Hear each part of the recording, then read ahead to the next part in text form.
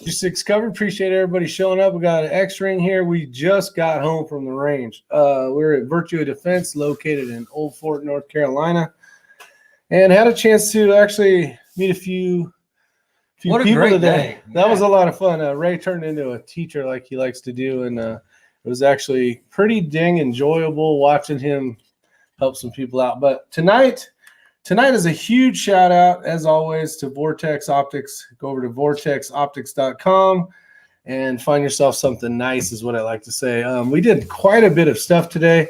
I think Ray pulled off 2 videos. No, I was just reviewing them, and the sound was off because I had the microphone around, and so I'm gonna have to redo it. Okay, and then I think I pulled off maybe 2 videos as well. Got a chance to do some fun stuff, and actually had a chance, which is probably the most important part. I've been trying to build this whole Vortex Fury 5000 AB versus SIG BDX 3000, try to get other people's perspective. And luckily those people were out there, and one guy was willing to be on camera. So a big shout out to Tim. Yeah. So Tim, if you're out there watching, appreciate it. But I'm like, we didn't tell him anything about anything. I'm like, if you get a chance, look through both of those and you'll see the video when I get it all edited up. But it's he doesn't know which one's what, doesn't know, he looked at the thing, one said Vortex, and he looked at the thing, one said SIG, but he didn't know anything other than those were 2 different ones, and he's looking through them. Look through the binos and tell me what you see. Exactly. So now, he had a lot of experience, and yes, he's a very knowledgeable shooter, actually. Yeah, he actually was deployed overseas for quite a bit, and he did have a role as a sniper. And so he was used to looking through quality glass. And that was one of those things we mentioned, you don't know what you don't know. If you've never looked through premium glass, you wouldn't be able to tell. Right off the bat, his eyes were able to spot the differences, which for most people, I don't know if it would be immediate or apparent right off the bat. No, and you probably wouldn't notice as much unless you have the ability. I had them like this close together. So I brought the 2 tripods in where the legs were kind of intersected together, and it was basically this and that. So you could, and they're basically pointed in the same direction out in the range. Yeah. So it's pretty good. So he said he would spend the extra money for the glass quality. You did give that away, by the way. I thought you were getting ready to do that. Well, yeah, that was the case. Tim, and I've had quite a few people look through it. I had my kids. One of them's 19, one of them's 17. And other people have looked through it, Matt P as well, and a few others that I've shown when we were shooting matches and stuff, let them look through it. And nothing but good stuff. But I wanted to be able to try to get this video, which is a pain in the butt. So I'm using, luckily I got to borrow some Tacticam footage from Ray's Tacticam. I'm trying to build you guys a very, I wouldn't use the word in-depth, but trying to give you the best that I can give you. When you're looking through the actual binos, compared to, I don't know what the footage is going to look like, but when I'm looking through this little silly camera right here, it's very tough to see what you would normally see very well in the optics or in the binos. So keep that in mind when you're watching it. But I got a lot of editing to do still in order to hopefully make you guys a decent video. I have a huge thing going right now. We're going to get into it. And if I reach back here, well, no YouTube, I'm not touching anything. We are lucky enough that, well, first off, we're lucky enough that Tree Feller is a huge, huge help. So let me make sure these are straight. So we are going to be doing a giveaway. And before you guys get all crazy and start throwing numbers and stuff in there, this is going to benefit 2 different organizations. One of them is for firefighting, basically the Fallen Firefighters, National Fallen Firefighters Foundation, because, I'm a big, I've been in the fire service for 31 years, retired. And then the other one, which is going to be grouped together, but it's also, I think Fisher House is probably the best way to go. Yeah. So we're going to do basically how this is going to work. There's not going to be any money that comes to me. So before my phone gets all stupid and starts dinging and all that kind of junk, and all the rules I have not come up with it. So I will bring it up in another live chat. But basically a certain donation amount is going to get you certain tickets. And what you'll do is you will donate like you saw Ray do when he donated. He got a little receipt. And that receipt, you're basically going to email me, and then a certain amount of money. I'm trying to figure out if it's going to be $5 or $10. That'll basically be a ticket. And then you guys, you know how I am, they'll go into the Army bucket, and I'll probably go back to some restaurant that you guys pick live and have the actual salesperson pick 2 tickets out. You guys may or may not have seen that when I gave away the voodoo. That way it's completely random, and somebody's going to win some really cool stuff. So if you guys are interested in red dots or just interested in helping the foundation for fallen firefighters or the Fisher House, which is for the military, it's a great cause. Either way you go. We did look it up, and it was the best. I think we type in best 15 or best 10. No, just best charitable organizations for firefighter fund. Yeah, and that one was right at the top. And I've heard a lot about them over the years being in the fire service. I think it's going to be great. I don't know how much money we can raise. I haven't even looked at the MSRP for these, but you know, who doesn't need a red dot of some sort for their new AR, their new rifle build of some sort, or whatever you guys are building. So keep that in mind. That's going to be it'll benefit basically Firefighters Foundation or the military Fisher House. So, and the colors tell it right off the bat. The crossfire would be for Crossfire's green, yeah. And then the green would be military, right? The Fisher Fund. But we're just going to pull 2 tickets. You know, I don't want a certain amount of money going to these because of the thing. So you can either do what you want. It doesn't really matter. But all the rules are not in place yet. So that's going to be how it is, though. You'll basically just email me a picture of your receipt. And let's say it's $20. It's either going to be worth 4 tickets or 2 tickets. And then that'll go into the bucket. So huge shout out to Vortex again. Thank you. I think I can say his name, but I don't know if I can, so I won't. But thank you guys over at Vortex for doing a huge favor for, you know, the Firefighters Foundation and then also the Fisher House. So let you guys know, Tree Feller's out there right now, so that's pretty cool. Yeah, they're LED upgraded red dots. They really are. Well, I'll just give you the easy thing for it. You can go on there, look at the Spark AR. It says red dot, but this is bright red. Yep, bright red dot and the bright red dot. So maybe they're both green. This says, it says red dot and green. That's what's confusing me. Okay, there you go. So you got the Spark AR and the Crossfire. The first winner, that was totally trickery on my part. Was. Yeah, when I first looked at the box, I'm all cool, one's in green. You know, the first pull, and if they're on the live chat during the pool, I'll let them have the option of picking which one, and then the second pull will obviously be whatever the one is. Now, if they're not online and they're not live with me, the first ticket will just go to 1, and I'll ship those out to you guys as soon as we get that all done. But it would be nice to generate a little bit of money. And as you guys know, I won't be touching any of it. It'll go straight to the foundation. But let's get out there, have some fun. When do you file your taxes? Do you claim Rick as an individual? Val's always got a comment. Yeah. All right. But most importantly, Val? Papa's Place is in first place tonight. Wow, good job.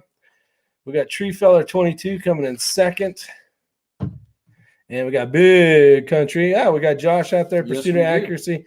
Yeah, some of you guys have been saying that you're not getting any notifications on these things. So, you know, there's nothing on my end I can do besides put a video out and say I'm going to be out and about around 9. We got Tim Rink, John Rollins, James Smith. Let's see, Thomas Rowland. Sorry. Johnny Wad.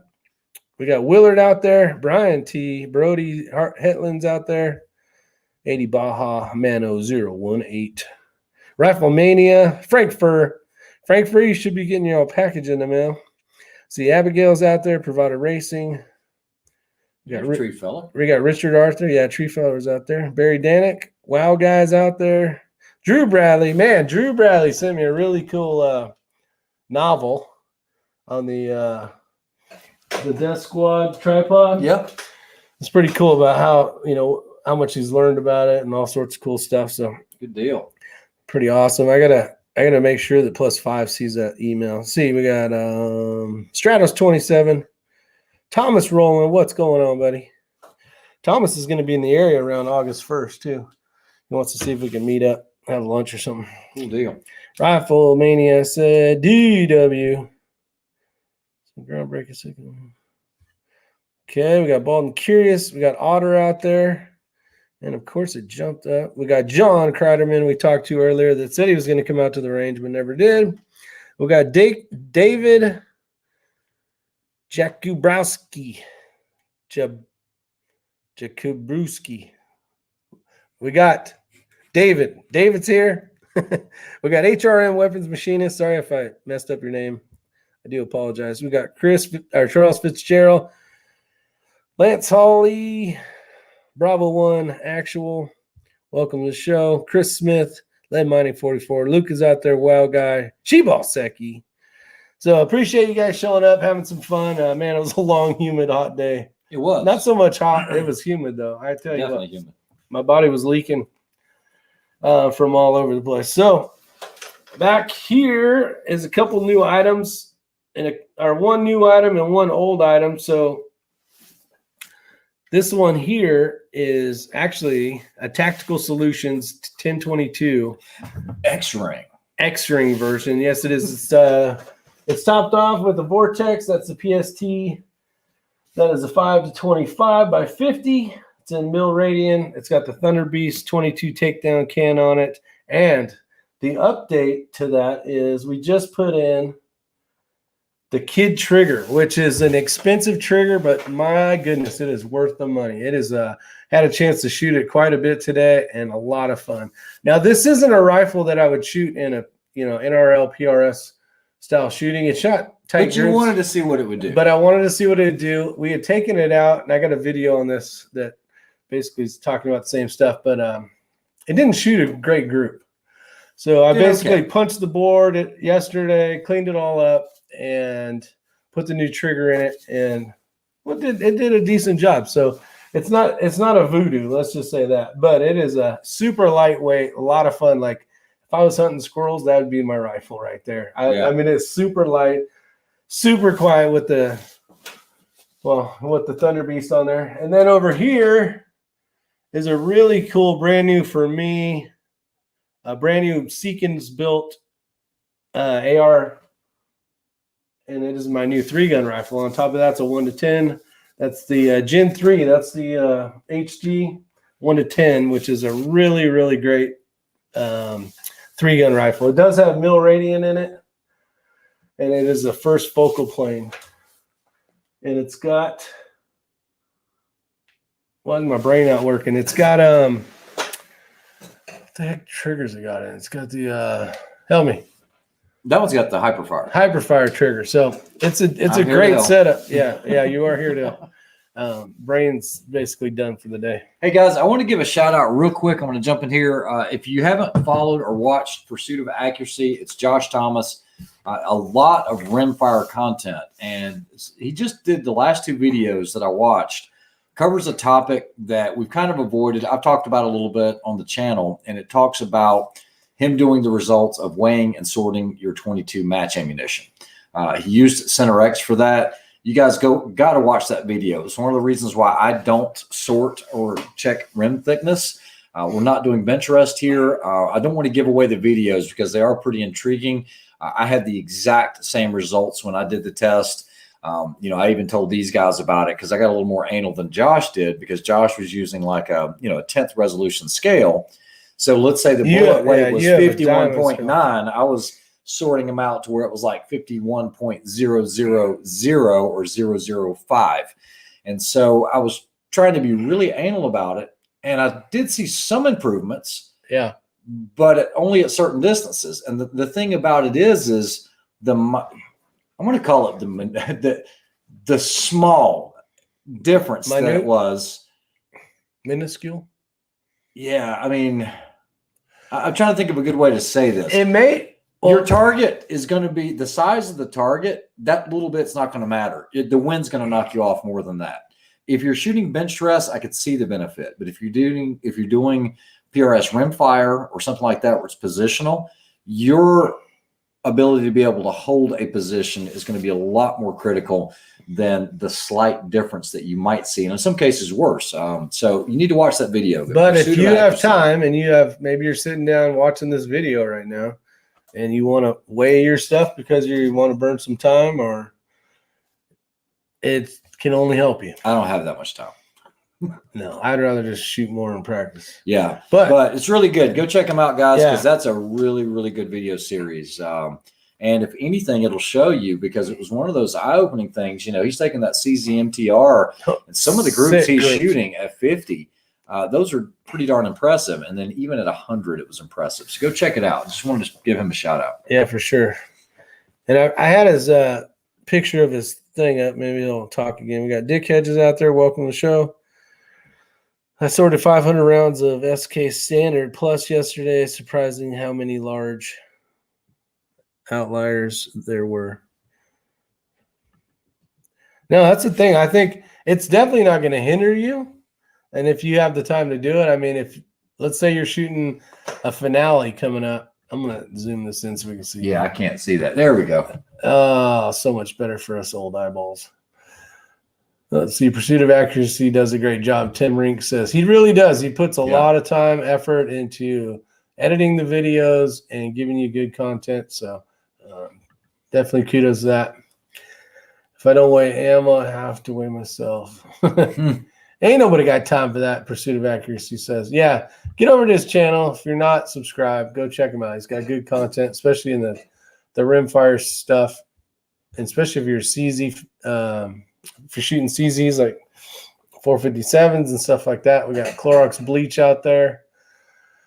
Well, we've all been there. Even back in the days when we were trying to do precision rifle shooting, I mean, like really get it down. I mean, we're not bench rest guys here, but like if you get a box of, let's just say 168 grain, and I still have some of this, you've seen the racks, we would take 168 grain Federal Gold Medal back when I was shooting a lot of 308, and we would weigh each one of those, and we would sort them into lots. So we'd get like, two 1,000, a 500 and a 500. We'd take 1,000 of them. We'd sort them by, 167.2 all the way up to like 169.1 or whatever. And we'd put them by tenths, and we'd reload them according to that. But there's so many other variables. We didn't notice a difference after doing it for a while.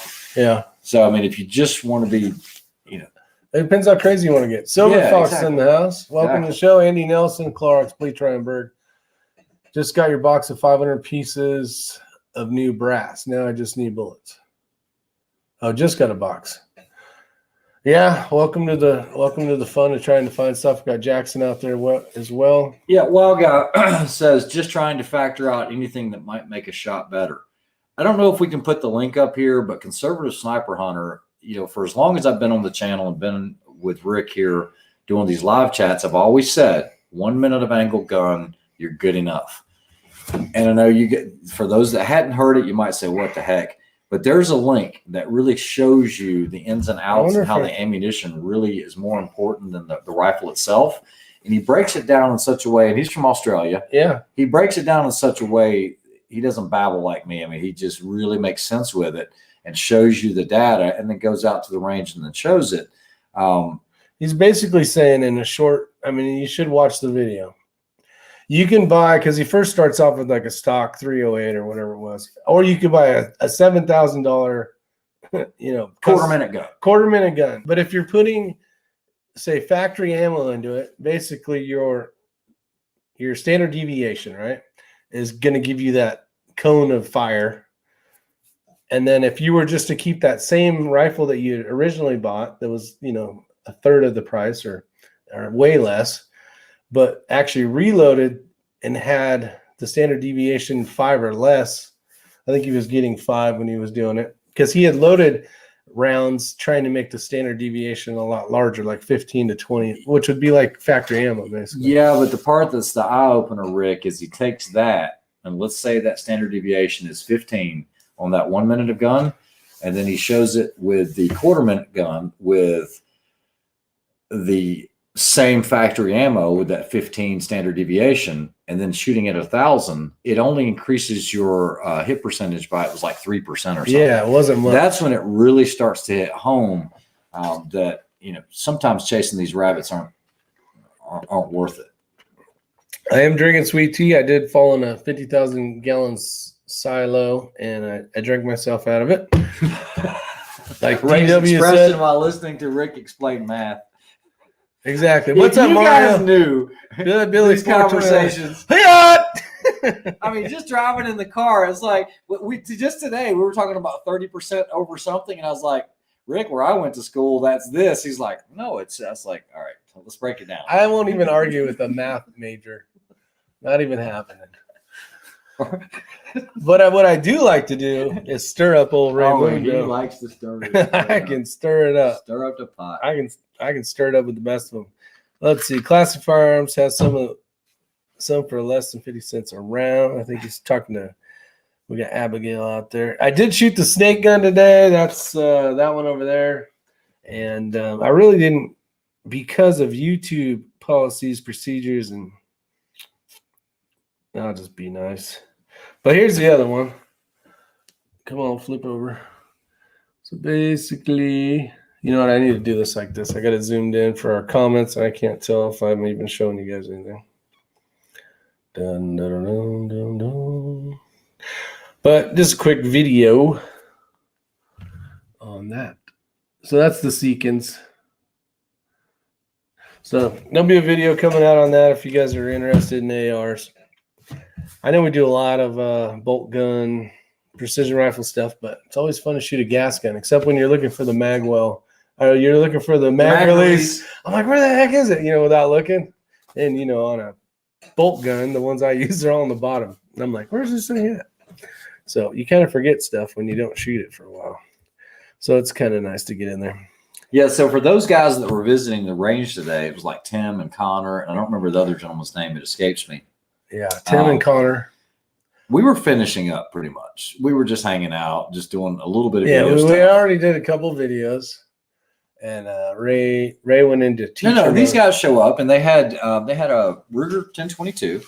Just an old wood this stock. was an old one. I mean, nothing fancy, and it had a True Glow on it, and just a little red dot sight. And we helped them get it sighted in, and they started attempting to shoot some steels at like 150. So we let them shoot the Voodoo. We wanted to kind of show them what it was all about, shooting these 22s at really long range. And these guys knocked it out of the park. Connor, I think it was his son, he was like 19, and I mean, they started running targets all the way out to 300. He goes, I can go further. And I was like, yeah, that's enough.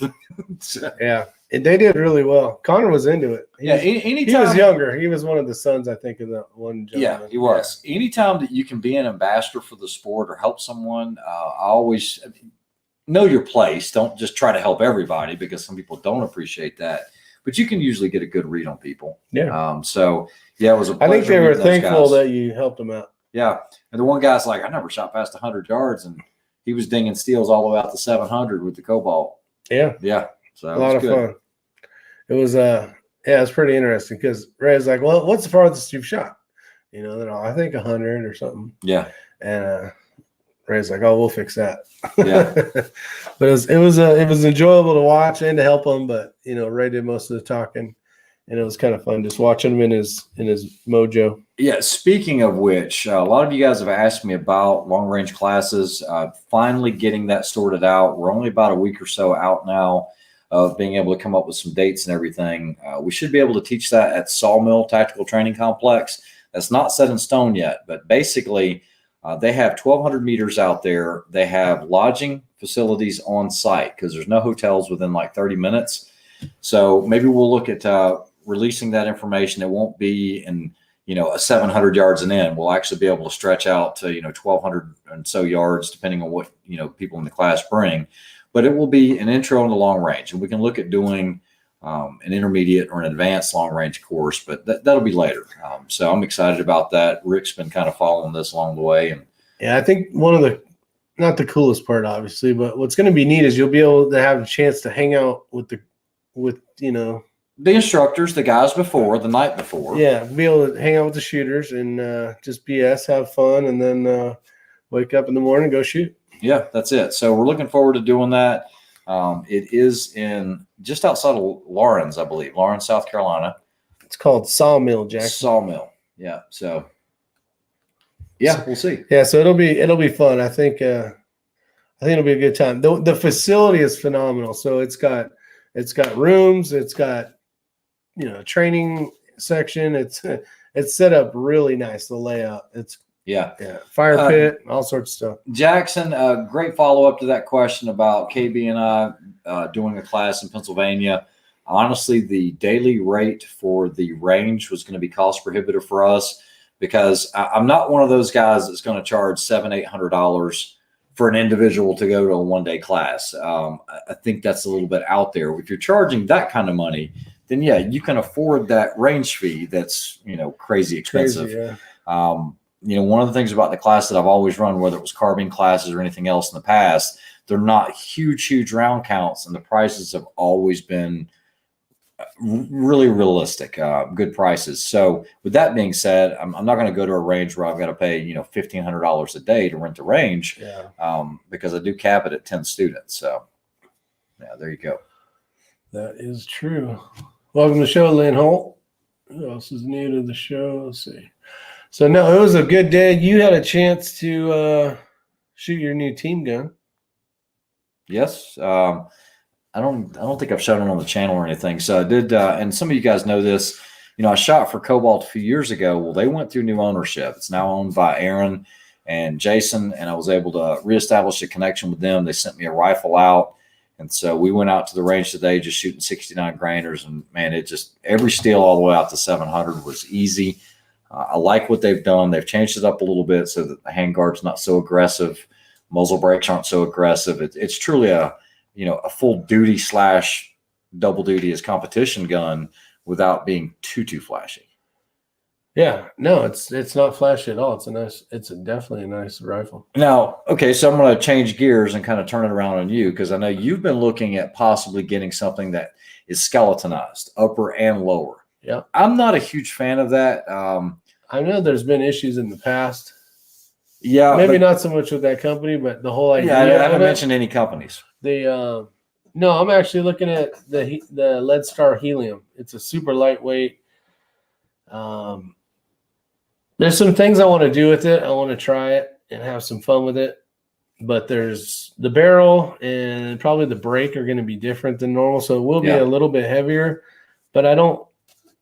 We're talking super lightweight carbon barrel and like pencil ×2 kind of thinness. Yeah. So I don't really want that for strings of fire, but we're going to tweak one up a little bit, I think, and see what. We'll get feedback from these guys. So when it comes to like an AR, whether you're shooting it for competition or anything else, my big thing is having ultra reliability. It's one of the reasons why I'm not a huge fan of the adjustable gas blocks, because I've seen more of those go down than others. I'm not really big on skeletonized items within an AR, like in the bolt carrier groups, because I've seen those break. If you want to skeletonize the lower, like in the magwell area, no big deal, because the magazine's going to kind of keep that area to where nothing else is going to get in. But when you start talking about skeletonized uppers, one of the issues I've seen, it actually happened on a review that I've never posted. Rick was actually with me when we were doing it. But somehow, as I was firing it, the firing pin retainer came out and jammed into one of the skeletons, and it then bent the firing pin retainer. So it's jammed. So now we've got a bad jam, okay? Because you have no way to get any torque or leverage. You can't get in there, to get in there. And I talked to someone that's a very large dealer, and he goes, yeah, not only have I heard about it, I've experienced it. It doesn't happen often. Well, no, it doesn't happen often, but I don't want it to happen. You don't get flat tires often, but you still want to have the tools to be able to get that new tire back on there. And you want to have a spare. Yeah, exactly. How about let's just remove that problem and not even, if you're inside of a standard or conventional upper, you're never going to have that issue where a firing pin retainer can slide out. Yeah. It's captive. So anyway, that's just my take on it. Quest built is super reliable. Jackson there's definitely ones that are super reliable. I mean, there's tons of teams shooting them. The between like the loins, they're shooting what F3s, Those things, I see those guys kicking ass, taking names, hell, at every match, basically. You know, and then there's quite a few shooters that are shooting lead star. So it'll be fun. It'll be a kind of a good test rifle. Your internet is freezing for half a second for every 40 seconds freezing, but audio is great. Yeah, I don't know. Are you downloading something? Maybe No, I don't even have my phone with me. I left it in the truck. Yeah, it's probably downloading. Yeah. It is downloading. He edited a video. I have not downloaded or edited anything. My phone is idle. To hell with skeletonizing. Hit the weights. Get in shape. Won't need a tiki gun. Patrick Smith, good point. Yeah. Good point. No, for sure. Karate chop. Oh, see? Let's see. Ryan Death Berg Star. says just get a shorter barrel. That'll lighten it right up. Tree Feller says same. Dun, dun, dun.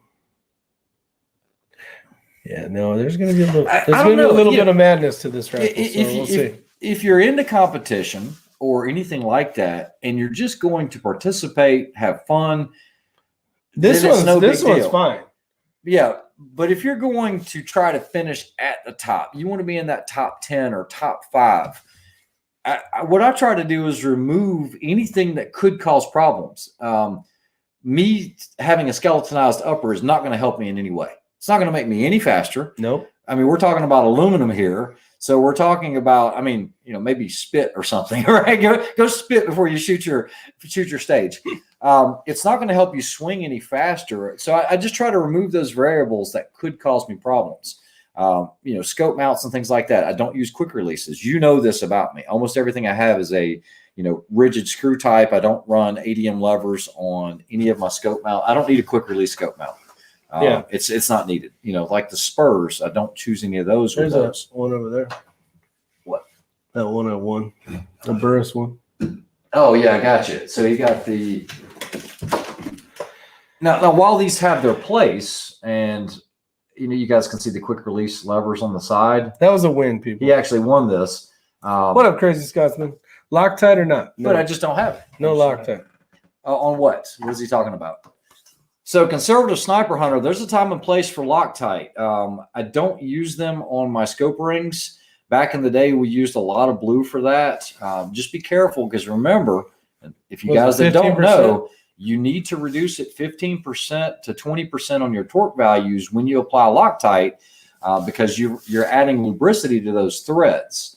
Yeah. So you need to be real careful that you don't over tighten on. I think it's more important that you actually torque it with some type of tool that has a value and do it correctly. Yeah. Don't care about the Vortex dots. Sent you $20, Rick, on PayPal. Jeez. Appreciate it, Shibal Siki. I appreciate it, Shibal. Loctite. Looking for cool is the advantage. Yeah. No, I want to play with the one and kind of test it out and see how great or how crappy it does. Yeah. So a lot of people are saying this, or they're commenting. I don't want it's a really shorter more about barrel. aesthetics. I don't want a shorter barrel. Well, you got to remember, there's tons of different styles of matches too. Not that I'm into this whole, you know, run 48 damn miles and then shoot 3 rounds and then run another 48 miles and I don't see shoot you doing 4 more that. rounds. No, if you do see me do that, call the ambulance or shoot the bear behind me, because there's no reason for me to run that far. Now, Lead Star, they do have one called the Helium that they're designing specifically for things like tactical games. This thing is super light. It's a Helium. It is freaking light. I had a chance to shoot one, and it actually had a little dot on it, and it was right at 3.5 pounds, I think. Yeah, the entire rifle. Throw it on your back, boom. You can take off running, do whatever you need to do. See, I think I could run with a 3-pound rifle. What if we had no rifle, just running? You don't like to do that. I don't do runs. So what difference does it make? I don't do runs. That's what one wheels are for. Man. That's funny. No, but let's just say. Yeah, so Johnny Watt makes a great point. Make sure you clean all threads before starting. So it's not just taking your screws out and just putting some Loctite on it. Always use something like brake parts cleaner. Use a clean brush. Get all of that machining oil off, or a lot of times they coat those screws in an oil. in the bag so they don't rust before they get to you, because they don't know how long it's going to sit on a shelf. Oh, I almost said a bad word. Sit on a shelf. So you definitely want to do that. He knows this from the work that I do on rifles and stuff. We've always got brake parts cleaner. Let's not get into chlorinated, non-chlorinated, and all that other stuff. Arif says, what is the 6mm arc accuracy problem? In a bolt gun, there isn't any. In a gas gun, you need to talk to Kenny over at Eagle Eye Shooting. He has. So basically, there's too much run out on a factory chambering for SAMI standards for 6 arc. The bullet is having to jump coming out of a magazine for a gas gun. It's having to jump somewhere around 120 thousandths, which is way too much. So I don't want to give too much away, but Kenny is working on cutting some barrels to where he's reducing that jump significantly. In a bolt gun, that 6 arc's an unbelievable round. It's very similar because you're going to get a high barrel life, 4,000 plus rounds without any issues. I mean, Kenny's already at like 4,500 rounds. He's done more testing, I think, than anybody. Yeah, with no degradation in accuracy. So with him having the ability to cut chambers without having that jump, I think that's going to solve the issue. It's a lot of promise. Yeah, Milspec's right. I walk and drink tea. I don't need to run. LOL. Warm up the bear, Lynn says. Jeez. Don't be warming up the bear. X-Ring's wife picked this shirt tonight. No, like I said, Skunk Ape, for those that know, I'm sponsored by Cool, so I do wear a lot of their clothing. And so, it's actually awesome stuff. It's fun. I'm actually wearing. It's a shirt. I'm wearing pants right now. I hope so. Oh, you better be wearing some pants. All there is none. It would be with the rifle barrel or the rifle nut, the cartridge. That's right, Rick. Let's see. Let me make sure I didn't miss any. Jackson says I'm the smart one. That's a false hope right there. Let's see. So I think we're good. My dad just put a laser on his bug assault. Yeah. Does that thing got a pick rail on it? I could put a freaking. I gotta go check out my bug assault now. Jeez. I think there might be a pick rail on the bottom, or is that a hand grip? I don't know. So he's going to go check his bug assault right now to see if he has a pick rail. There isn't one. But there's nothing to say. I don't know if I'd show that on this. They could kill it just because they don't like it. Idiots. What's your favorite cool pants? Tyler, it depends on the time of year. Yeah, that's true. If I'll tell you, some of the best ones during the winter is they do the rider, and I don't know if you know this because you're not going to find this in most of the stores.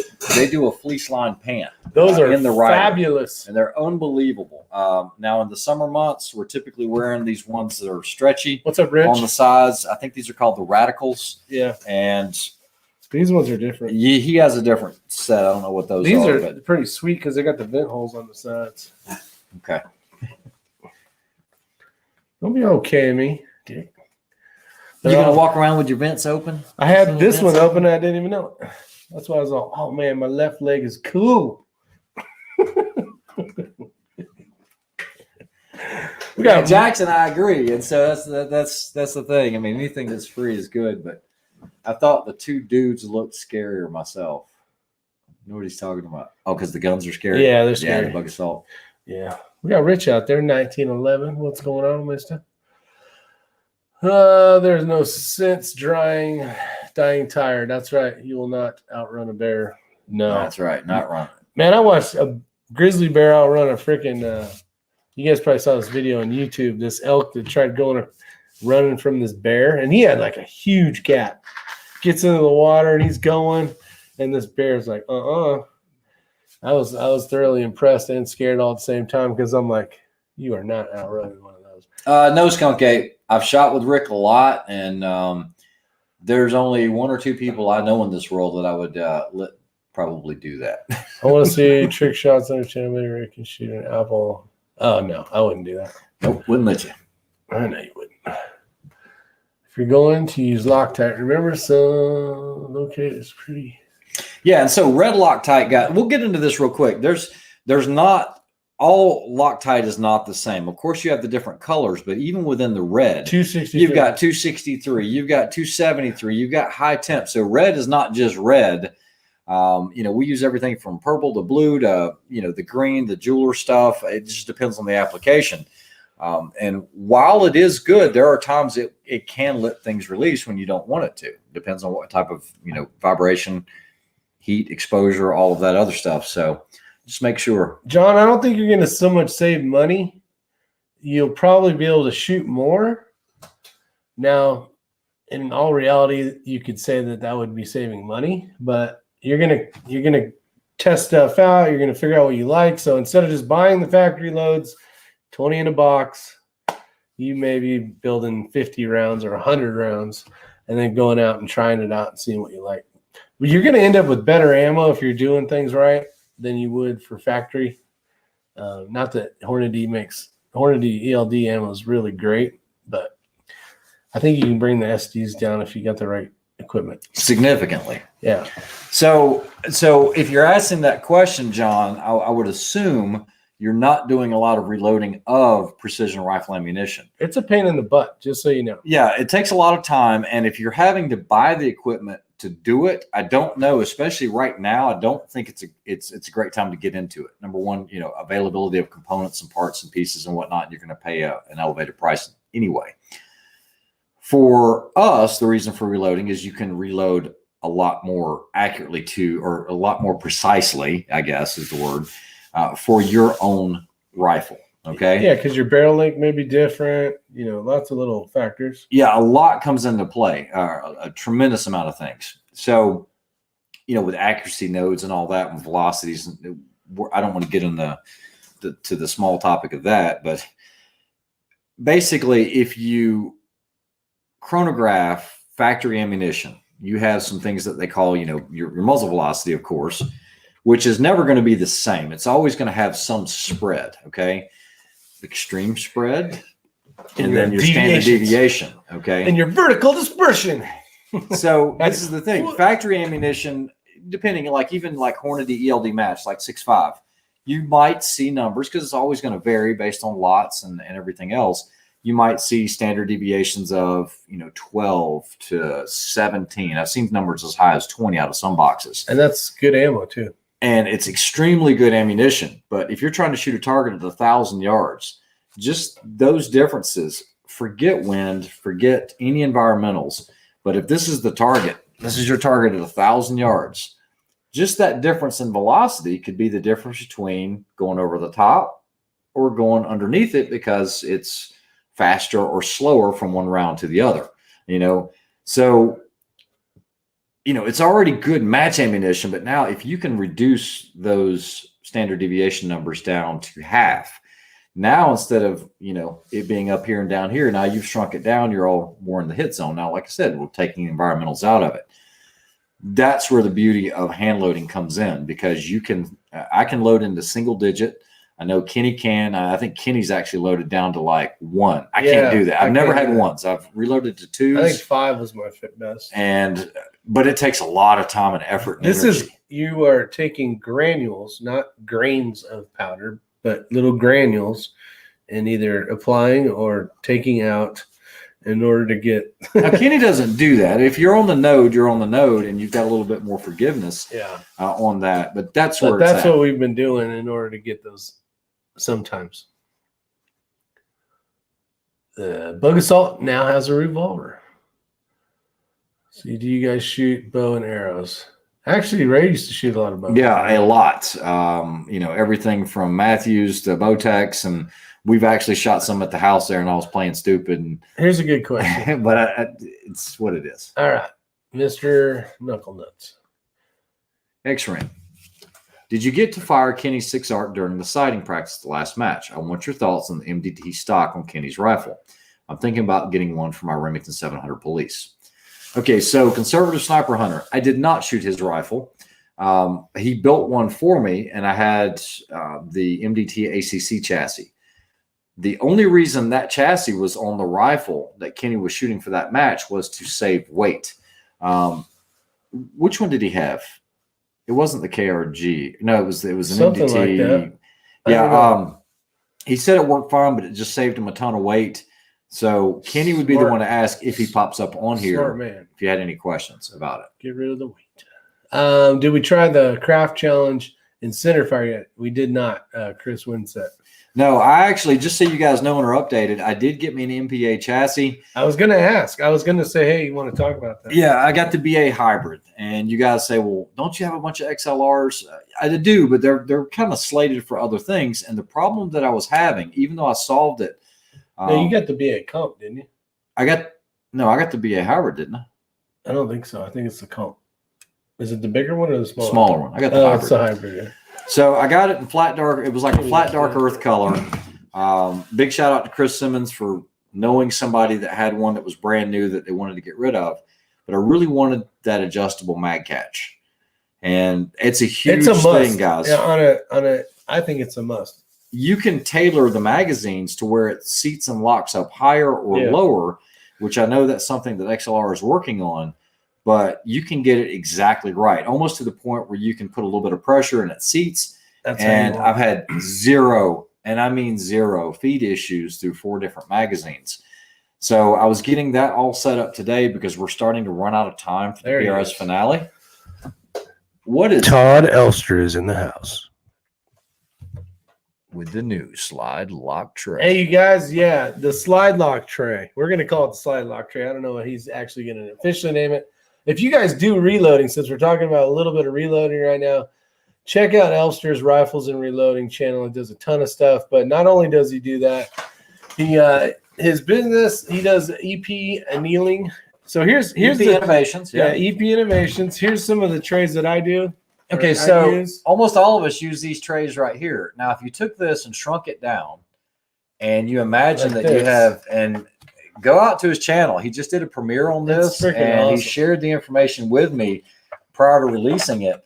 But just imagine having 3 plates like this, and it is patented, or he's patent pending, so he's already got it protected. Yep. But you could slide any of your ammunition, your cases in here, all the way up to like 4 something shot tack. Yep. I'm sure he'll chime in. But then you can just press the middle and yeah. it locks it. So now when you bump it, when you're trying to do powder drops or anything, actually you could take it and do this with it. They're not going to fall out because it basically locks them in place without too much pressure. It is an ingenious design. I mean, kudos to him and his partner. But yeah, check it out. It's, trying to figure out. They don't know the name of it yet, and he doesn't know the price point quite yet. But go to Elster's Rifles and Reloading. Awesome. It must have been on Instagram. The EP lockdown reloading block. That works out well. Let's see. Here we go.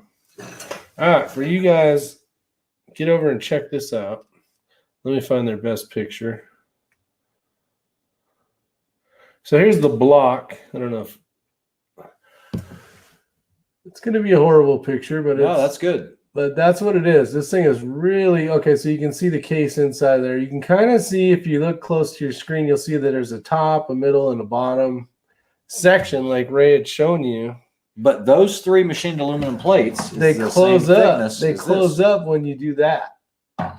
And I tell you what, there's a lot of times when someone hit a table or you bump into something, and all your stuff gets spilt or your brass pops out or whatever.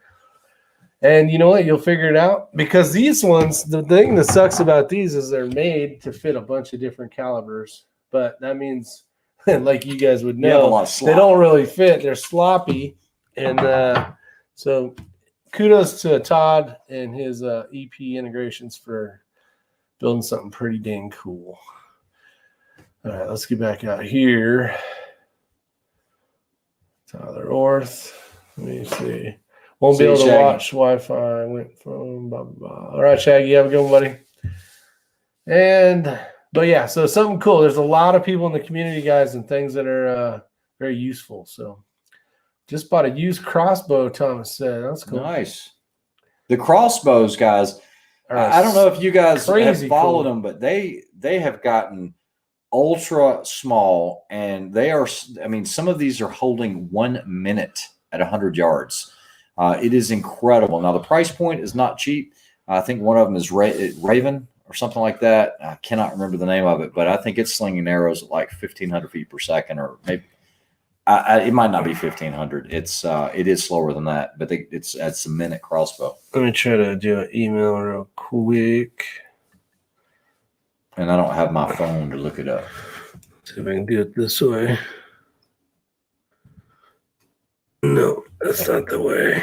So he is actually texting someone or emailing someone a link right now. So give him just a second because we can't see what's going on when this happens. That ain't working like that. So I'll have to go back. Do this real quick. You can still talk. Awkward silence. Awkward silence. Yeah, so that's been pretty much it. That's what we've been up to and what we've been doing. And it was, like I said, it was an awesome day at the ranch. Let me get rid of this thing. Here we go. Slide it over. Slide it in. All right. That's not working. There it goes. It's there working. Just slow your roll. Please. All right. All right. Let me get rid of this. Skunk Ape has something to say. Let's see. I can't read. And You've got it shrunk in too small. Here we go. My wife is wondering what happened. Oh, brisket is ready. Be right there. 14-hour mesquite. Oh, man, that sounds genius. So yummy. Nice. Tyler Orth, I do not have a step-by-step detailed reloading video. I've tried to keep that off the channel. And YouTube the reason is YouTube hates it. And I don't want to do anything that's going to risk getting my channel pulled because I'm showing the manufacturing of ammunition. There are tons of really good channels that show that content. They've been doing that content, so maybe that won't get them flagged. But I know I was under their radar for a little bit, so I'm just trying to fly low. Drew Bradley, I don't know what the price is on that. I don't know if Todd knows yet, so he can be the one. Expect to spend $1,500. Yeah, $1,500 is what I meant to say. I don't know what the feet per second was on that. You can spend $3K for a crossbow. Down another rabbit hole. My wife was wondering what happened to Elmo. Elmo's over here, DB. Let's see if Elmo's in the spot here. Oh, yeah, right here. Yeah. Oh, shit. There. Right there. We did have fun with him for a little while. We did. But it was one of those, I'm a little more on the serious note, and the more I started thinking about it, I ended up deciding, hey, I'm done with Elmo. I wanted to pulverize the Elmo, but oh, look at that. We got the pulverizer out there. What's going on, pulverizer? Conservative Sniper Hunter. Looks like it made from marble. LOL. That was a great email, by the way, Conservative Sniper Hunter, with the channel. Great information. That was pretty cool. And you got another, friends from across the way over in Australia. I have a ton of start to finish reloading vids. Yeah. I think probably Elfster probably has more reloading videos than anybody that pops to my mind right now as far as anything from start to finish. Yeah, like very detailed. Yeah. Check out his channel, Elfster's Rifles and Reloading. Yep, he's right here. If you guys get a chance, check him out. Johnny Wad, my wife is not happy about the rimfire rabbit hole right now. Oh man, what a big rabbit hole! I know. I wonder how many enemies we have on the female side of a lot. Yeah, you better not watch his video anymore. I'll tell you a secret about me. I'm gonna go ahead and share information with you guys. This is a little too personal. Look at you go. Most of my friends' wives hate me. And the reason is because it's like, oh, I'm going to go shooting with Ray today. Oh, we're going to go do this today. We're going to do this. And then there's like, I don't want you hanging out with that Ray guy. That's costing it too much. Must have missed something. Where were you two bums at now? Where are we at now? We are at the, let's see, what's DW? DW's out there still, right? It's Isyour6covered Global Headquarters, I think is what he named it. Anti-gun. I now call her ex-wife. There you go. That's right. Let's see. Yeah, I like the detail. Reloading is reloading, but the detail is where it's at. See, and that's a lot of people like tweaking with stuff like that. You got those, like fly fishing compared to conventional reels, right?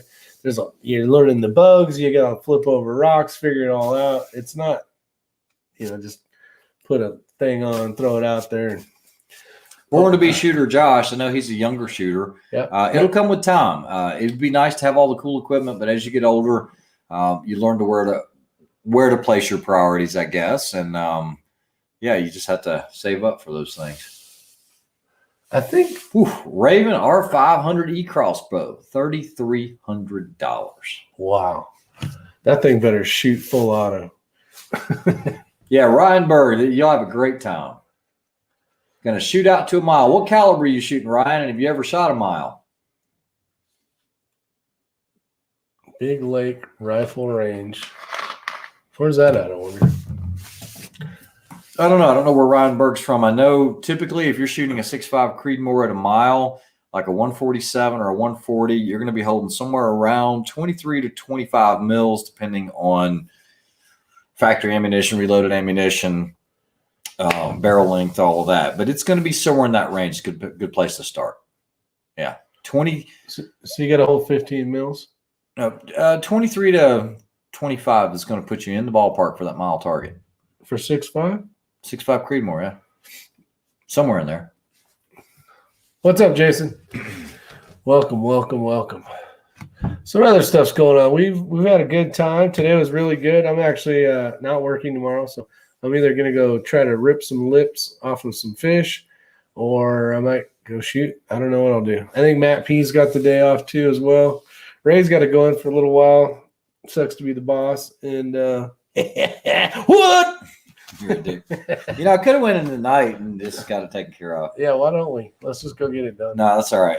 It'll be a fun weekend. No idea what we're going to be doing yet. I want to get everything dialed in for this 3-gun that's coming up next week. And, because that stuff's just been collecting dust, for a while since we've been doing so much of the rifle stuff. Yeah. Awesome, Todd. I appreciate it. Yeah, we'll test them out. I'm going to install a new Ace muzzle brake tomorrow. I have a question before we get back on the road. Ray, how is the flat trigger compared to the curved one? I've heard the flat trigger is better. Is open better than the other? Okay, so years ago, that's personal opinion, really. It is personal opinion, but I grew up shooting curved triggers, and then I made that switch when I was doing 3-gun really, really heavily, and I was running back in the day. It was a Geisley trigger. And it was a flat face. I don't remember. I think it might have been a Super 3G or something like that. And I was like, I don't know if I get used to this on a precision rifle. And you will get used to it. I like it because I have, so Huber just sent me a trigger. It works great. I like the trigger a lot, but it is a curved trigger. And I've gotten so used to that distinct little tangent point on my finger where I'm hitting a flat face instead of, feeling the trigger wrapping around a certain area. I'm not saying one's going to do better than the others. It's just my preference now, and I run it on everything. My gas guns, my bolt guns, everything is a flat face trigger. Even my pistols, I'm running flat face.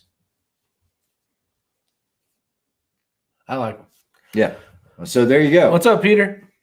Let's see. I was looking at an expensive crossbow, $600, but health issues have put everything fun on the back burner.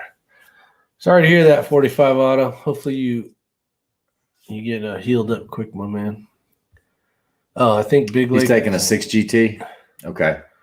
Oh, nice. It's like single stage versus 2-stage, all preference. Yeah, I would say the same. Yeah, it basically is. Correct. A lot of people like single. A lot of people love double and everything. Or kind of. I'm a 2-stage flat face trigger guy. You're too flat. It's what you get That's used what to. I am. Yeah. Too flat. Too legit. What's up, Warren and Peter? Let's see. But no, Pulverizer's right. It is definitely a personal preference. Yeah. That's kind of like anything. Barrel lengths, cartridges, calibers, muzzle velocity speeds for whatever. Ever try the JP roller trigger? Yes, Tim, and I'm not a huge fan of it. I actually reviewed one that I had custom ordered. It was about 2 years ago, and the guys really knocked it out of the park with the build. It was a 20-inch build, and I did the roller trigger, and I wasn't a fan. Even though JP makes great stuff, I didn't care for it. Yeah, Paul Reiser says he wants to try the Bix and Andy. Currently run the trigger tip. Single flat is where it's at. Russell, how you doing, Russell? I like them round. I like big triggers and I cannot lie. No, that's the thing. We all have our own preferences and things. That's the reason why they're out there. Yeah, exactly. That's we have options. That's what I'm talking about. Ray, will you be getting into the special Demolition 2 knives back on your site? I want one to go with my SOCOM. So on that, Jason, so It's top secret, buddy. it's not top secret. Just kidding. Okay, so I do have 2 stitches in stock. I have 2 Oh, don't forget the new one. SOCOM Elite manuals in stock. I haven't put those on yet, but those are getting ready to hit. Okay, tomorrow probably. So the stitches are available now. The SOCOM Elite manuals will be coming up. I also have 1 turquoise X85. These are all brand new, straight from Microtech. Just picked them up. And colors are really hard to get. So that's why I couldn't pass up on the 1 turquoise X85 out the front, which I don't typically carry out the fronts. And then I'm also going to be getting a bunch of Borka kits in. So all of those will be coming in stock tomorrow. And then Trigger Tech triggers, I've got those in stock now. That's pretty much it. I did order some new t-shirts, guys. T-shirts just like the last ones that I made, but I'm also doing another one that is the same material. Yeah, but it's an OD green. And all I did was put the X-Ring custom logo here in kind of like this faded yellow, almost like an ammo can color, and nothing on the sleeves. And the only thing on the back is a little small logo about this big that shows the 9-line apparel chopper. That's it. Something that's really, a little more classy than a billboard. Get in the chopper. But those will be a few weeks out on the t-shirt. So here's some of the Trigger Techs that Ray's selling. These are actually ones Rick bought from me. Yeah, I bought these. You cannot have these. So you got the 2-stage 6 ounce to 40. And this is built for AR. And focus. 2.5 to 5 pounds. Those are the Independence Day triggers. Yeah, that's pretty cool. Ray, have you tried that Huber Concepts trigger yet? Yeah, Ryan, I did. I actually installed it in It's nice. the Bergara, but I do have some negative things to say about it. Uh-oh. Here we go. It breaks very crisp. Oh, shit. I wish it was a flat face trigger. It's a curved. That's okay. I can get around that. My biggest complaint is, and I've got to call Huber to find out, their safety comes off. You can replace it with another one. What's up, tree feller? How you going, guys? I didn't see you in there. Sorry, buddy. But it's so tall that when you work the bolt, it actuated the safety every single shot. And you couldn't bend it out of the way. So what I actually did was I cut the knob off, radius the corners, so I still have a manual safety. But what I was going to do was call John Huber and see if he made different height. It was long. Safeties. We're talking crazy long. Like just like you said, when you rack the bolt, it pulls the safety. Yeah. But the trigger was outstanding. The trigger is nice. Yes. Frank Schmidenhammer is in Frankfurt, Germany today. Wonderful town. Nice. Spent a lot of time there. So we got someone from Australia. We got the Tree Feller, famous Tree Feller 22LR, and we got Fred. So we got someone from Germany. We got, I think Otter was out there, right? So we got someone from Iceland and someone from Australia. So that's pretty cool. And tell us, maybe you guys are out of the country. Let us know. Huber Concepts trigger. Yeah, okay. So, tree feller, what have you been doing other than felling trees? Not much today. I only went to work for about 3 hours, so it was good. Nice. Hey, that's what I'm talking about. That's the kind of work hours I like. Still get Either paid the 0 same. or 3. Sorry. Either 0 hours or 3 works. Good for me. Well, I still get paid for 3. I get paid for a full day, so I'm happy with that. You lazy bones. Yep. Hey, I don't miss your chat now. I know. I'm like, you're not driving around, and what's going on here? No. I talked to actually both of us talked to a tree feller yesterday, and he was up in the tree, and he's like, look down here, and he's showing me all these handrails of glass, and he's trying to drop this huge tree down without breaking any glass. How'd you deal on that? Any broken glass? No, I didn't break anything, thank God. I was a bit worried about the groundies though. They're a bit special down there. Okay, so I'm going to have Tree Feller answer this question because I think it is a great question for us to address. Is it better to shoot prone off of a bench for long range? I don't think so. I think it's better prone off the ground. I agree. Yeah. I am the same way, but I shoot prone off the ground. Now, if you're just going to shoot bench, you wouldn't want a 0 in the prone position if you're only going to shoot bench. But if you're going to shoot everything per se, I think prone's the best way to go. It probably depends on what sort of rifle you're shooting as well. I mean, if you're shooting a standard rifle, you'd rather be on the ground to get that recoil pulse straight back. But if you're on a heavy bench gun, you want to be probably on a bench. You're talking about 20, 30-pound rifles that you're only just sort of breathing on the trigger and they fire. Yeah. Well, he just described your rifle, 20, 30-pound rifle. Oh, man. I tell you what, it needs a diet. Okay, I want to give you the heads up on this because this is an old video. So Drew Bradley, which he's been watching some of my old stuff. Remember the gummy bear video? Oh, yeah. Yeah, so he watched that and commented on it. I was like, wow, he's back in the vault. So I had chopped down a tree and it landed on the house. And I was actually recording it. It was supposed to go this way, and I did a horrible job of cutting it. And just so you know, because you're, tree feller, I figured I'd let you know the secret on that one so you can use that against me later. The bad thing about it, tree feller, is myself and Sam do a lot of tree work. We drop a ton of trees. And we had talked to Rick and offered to help him drop this tree. No, he didn't. Yes, we did too. I even offered to bring all the chainsaws, dump trailers, everything else. And next thing I know, he's posting a video on YouTube about, I did a thing. Yeah, it's horrible. If in doubt, rope it out. Put a rope in it. That's it. If in doubt, what? Rope it out. Oh, If yeah. in doubt, rope it out. Yeah, I didn't. I had that no problem. It just didn't work. That's like Someone wanted to know if you actually shoot with Sam and Mark and Sam.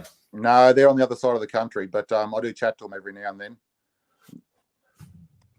I've been following their 22 Magnum build or journey, so I started getting involved in that. But yeah, it's a bit tedious. We have a squad together again. It was a good time. Yes. We're trying to read through the comments right now. Yeah. That's cool. Just thinking. Oh, big shout out, of course, to Assurance Arms, our one of our favorite local gun shops. But we went to Carolina Guns and Gear today. It was nice to see those guys in there. And Yeah. I don't know if it was fortunate or unfortunate, but they knew who we were. I walked in by myself. Ray was on the phone or something. And the guy's like, hey, Rick. It's like, hey, what's going on? I don't know. It just felt weird. But those guys are great. And that one's off of Sweeten Creek. Yes, it's off Sweeten Creek in Nashville. So nice thank you to the guys over at Carolina Guns and Gear as well. What should you die? What should you do? If the only range is long enough and you can't shoot prone. Then shoot off the bench. What should you do if the only range? If they a lot of ranges don't allow prone shooting, Rick. So if they don't allow prone shooting, Get in your car and go find one. Then I'm just kidding. I'm just kidding. option. Yeah, go just shoot on the bench. Ryan Berg has a good point, and he's saying, has anyone tried zeroing off of a bag and not using a bipod? Because in most of these competitions, That's what most of your shots are going to be off of a bag anyway. So why not zero off of one? Thoughts? You want to probably, I would say, get the most. I would say you're trying to get the perfect zero, right? So you are going to have the human factor in there. Once you stand up, sit up, kneel, whatever the case, it's going to be worse than if you're prone. So if you think you have a great zero with a bag, and it could be a really solid zero, but you're just kind of taking the effects out of it and making it worse or making it larger in my mind.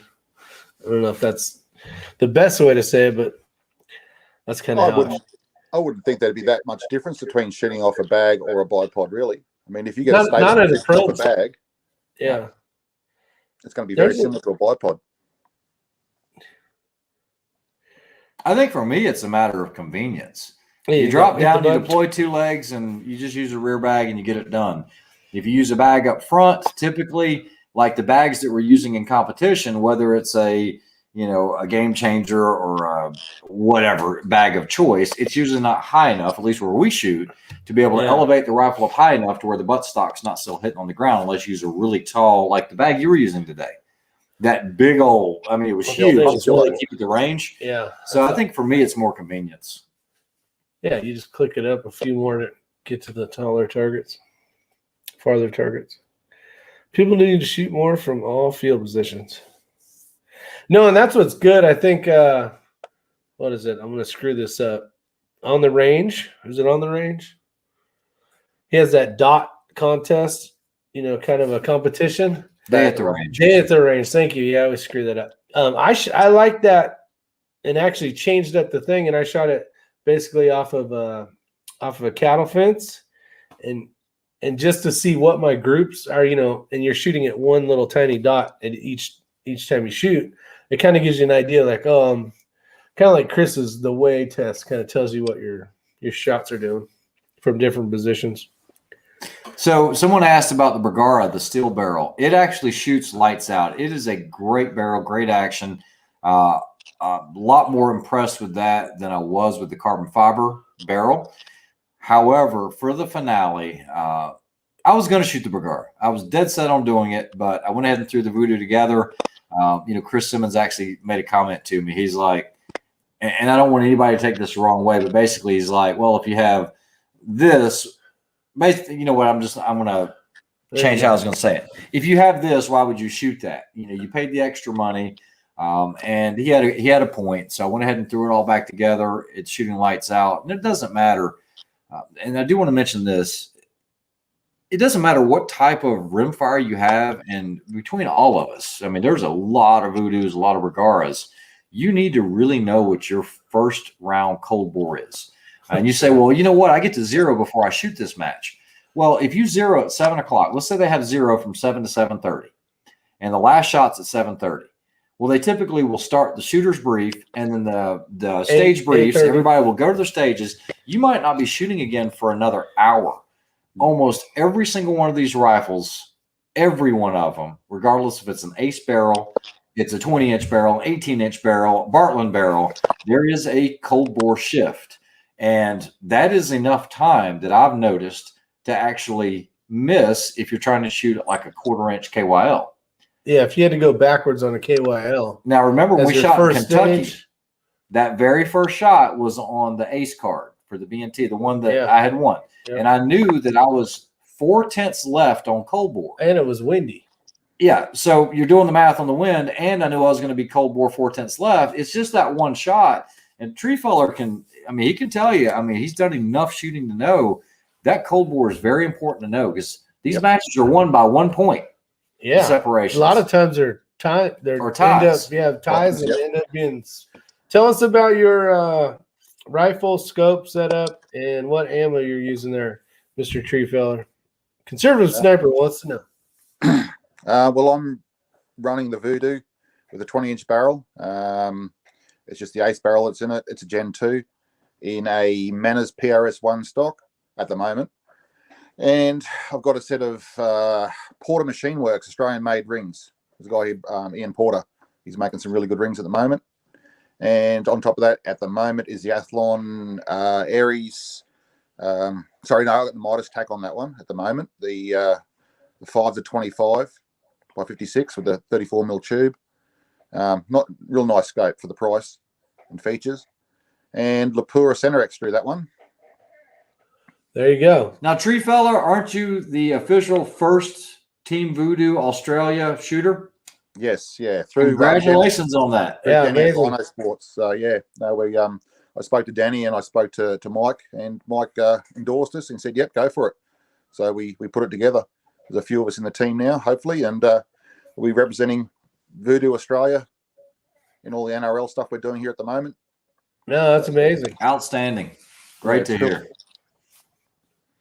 Mike's been cool to talk to. He's very supportive of everybody who shoots Voodoos, and especially us here in Australia. He loves us Aussies. We thinks we're a bit crazy, but yeah, it keeps it fun. So, but it's surprising actually. My older Voodoo, my Gen 1, can actually outshoot the Gen 2, not by much, but with the SK long range. So I'm sort of tossing up. Do I use the old one? Do I use the new one? But the new one's pretty sweet though. I was so doing the same thing with the 90 and the 60-degree deal. Yeah. I was just like, forget it. I'm just shooting the 360. Yeah. I can't officially say it does shoot better because I don't know if it does. But man, it's like, it's like something. punch and paper, it shoots better. But you know, when you're in a PRS sort of style, it's probably might balance out a little bit better with the shorter barrel and stuff. So, I mean, I'm doing all right with it so far. Well, I was picking up the 360. That's awesome, man. Congratulations. Yeah, I'll go tomorrow at the next NRL 22 shoot. Conservative sniper hunter, that's a great question. I specifically took note of that because sometimes I'll run the bipod all the way towards the mag well, especially if I'm on something like, let's say they give you a 5-gallon bucket to shoot off of. So for me, if I can get that bipod in close enough and just put a bag under the grip, that gives me enough surface area to shoot off of it because maybe I don't want to get in the kneeling position. So I've played around with seeing if I get an impact shift by moving it along the arc rail all the way towards the end, or possibly on the spigot or mid-range or close to the mag well. I haven't noticed a difference in any of the groups, and I've tried that on multiple ones, but that could be chassis dependent on how rigid the chassis is. Maybe that could affect it. Yeah. It's a great question. Yeah. Yeah, distance shouldn't make that much of a difference. I mean, they do say the further out your bipod, the more stability you are, you've got a larger surface area. But, I mean, if you've got a decent setup, you should be able to pull that right back in and still be able to hold it, especially with the rear bag. Yeah, Correct. If you're shooting like prone and you don't need to convert over to a different So I can see it. what?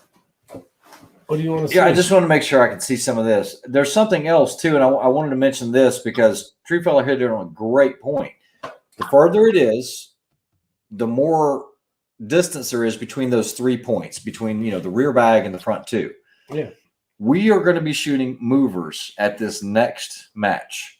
Yep. If you are prone, I'm telling you, and if you guys have experience with this, you'll know it. You want to move that bipod as close in as you can and still be comfortable because it's less swing. So if you're trying to track this target left and right, you're pivoting off of the axis here rather than way out here that has a longer swing.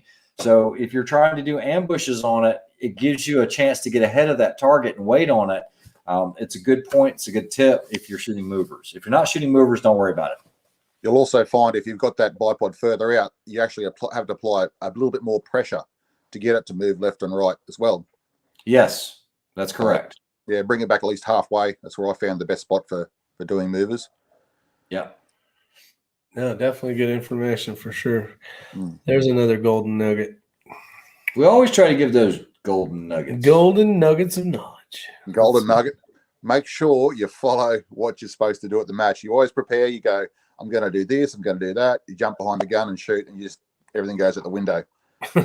Last match I did that, and one of the other guys that I used to shoot with, he brought up a post and a video today on one of our shooting channels and stuff about being bamboozled or not being in the zone for your match, and then getting behind the gun. Oh, I forgot my magazine, or I forgot my bag, and that sort of thing, and just doing my dope card. I forgot to attach it to the thing. Yeah. Or my freaking chamber indicator still stuck in my rifle. Yep. Or there's so many things that can just screw you. Yeah, just a few seconds. Focus. You're just losing a few seconds, but those few seconds you sure wish you could have back. Yeah, nothing beats the memory like beep. Yeah, 45 auto, well said. But it's also that head stuff that you do. You go, oh, I've forgotten this. Oh, I'm behind now, and it just snowballs. And that's the thing. You've got to be able to dump that after that bad shoot. Forget about that and just focus on the next one. But that's what happened at my last match. I don't know. I wasn't in the zone. I was just stuffing around talking to people, and I'd get to the stage, and oh no, I haven't got my spare mag with me. So just accumulate. Yeah. When you ask how much time you have left, and they say 30 seconds, that's a third of your whole time. I was thinking. I remember I was on a match, and I'm a time please, and they said 30 seconds. I was like, holy crap, I have no time left. And all of a sudden I started hosing, and I did a couple misses just because I'm like, when you think of 30 seconds, but 30 seconds is a third of your whole time. I mean, I had plenty of time. So I was like, dang. Okay, so Ryan Berg, great question. We're getting a lot of really, really good comments tonight, and ones that I think deserve answering and spending some time on. So he said track versus trap. Here, use this. Okay. You get your finger all Get my finger all blue. You run around. So is that trap / ambush? Okay, so yeah, so that's exactly what I was gonna to mention. So you've got track versus track, and if you can shrink that up, what I'm going to do, we might put you on just put you in the background for just a second, Tree Feller, just so they can see the screen a little bit better, and hopefully not too much of this. But let's say, let me try to get this focused. There you go. So, all right, I don't even need to look at the camera as long as he's got that. I got this. So let's say this is your target. Okay, this is going to be the mover, and let's say it is moving in this direction. Okay, you have to determine how much of a lead you need on this. Okay, because if I put my crosshairs right here and this target is moving, let's say you determine it's 4 to 5 miles per hour.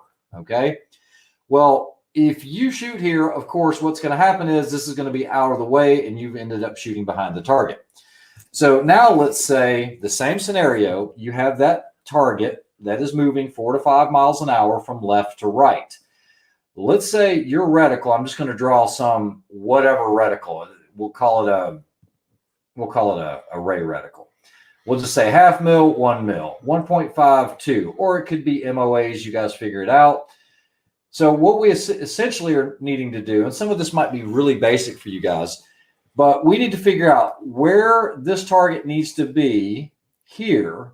Probably 1.5. So that when the bullet gets there, it's intersecting this mover that's moving 4 to 5 miles per hour. So let's say we determine that it's 150 1.5 mils. We'll just call this 0.5 mil, 1 mil, 1.5. So what we do is, as this target, this would be an ambush or a trap. Basically, once that circle, and the thing is, hold on, let me think here for a second. Yeah, once that circle starts to enter right into this zone, that 1.5, you need to take the shot, because by the time you take the shot, if you know that that was the correct lead, you want this target to basically move into where that bullet's at. Now, time of flight and all that's going to matter. You'll have to do some calculations on that. But an ambush is you're sitting stationary, or a trap or ambush is you let that target get to here. That's when you're firing, and you also want to make sure you got this whole plate to work with. Don't wait till it gets in the center, because now you're giving up all the front of the plate that you could have possibly hit. As soon as that thing starts to cross, that you know that it's right, and that was 1.5, that's when you want to take the shot. Tracking is very hard. Tracking would be something where you're staying ahead of it while it's moving, and you're panning or tracking with the but scope that's itself. more like stuff you're not. But it's it's not going back and forth on the same thing. Okay, it might be an animal. Let's bring Tree Feller back into it. We got Mr. Tree Feller. Is there anything you'd want to add to that, or did you see any errors or a better way that can be explained? No, the best thing I trap or ambush is exactly the way you're saying, on that leading edge of the target, because you give a bigger plate to hit or a bigger target to hit. The biggest thing I've seen with people tracking is they fail to track after they fire the shot. So correct. They stop the rifle. Yeah, you have to keep following through. Yep. So the best thing is practice both of them. Give both a try and see which one suits you better. A lot of the shotgun guys, they're all trackers. Yes. That's the way they crackers. They're crackers as well. Yeah. Trackers. Yeah. So they're trackers, but ambushing is more. A lot of military guys will do that, and guys who sort of always be more. They're used to sitting in positions for a while.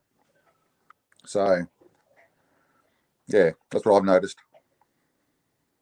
All right, we're trying to get caught up on the comments here. Whenever we get quiet and open our mouths and look off in the distance, we're looking at this big screen over here. Trying to figure out what you guys are saying. Not just my awesomeness. Everybody says hit the thumbs up button. Yeah, that would definitely be nice of you guys to do. Maybe if you shoot a lot of birds. Yeah, you definitely want to follow through on the shotgun. Let's see. You got to remember that. And if you stop with the shotgun, the pattern does circle. If you continue on, it makes a long oval, which is going to help capture that bird. Yep. Macev's out there. What's going on, Mr. Macev? Now match him. Now watch him make it times tiebreaker. Oh, geez. Yeah, Macev's going to be shooting that match. Let's see. It's super important to dial your wind with the mover. Yeah, so Ryan Berg, I was just explaining that, and a great addition as as a matter of fact, to the comment that we were just doing with the whiteboard. But that's just everything being equal. We're not worried about wind or anything like that.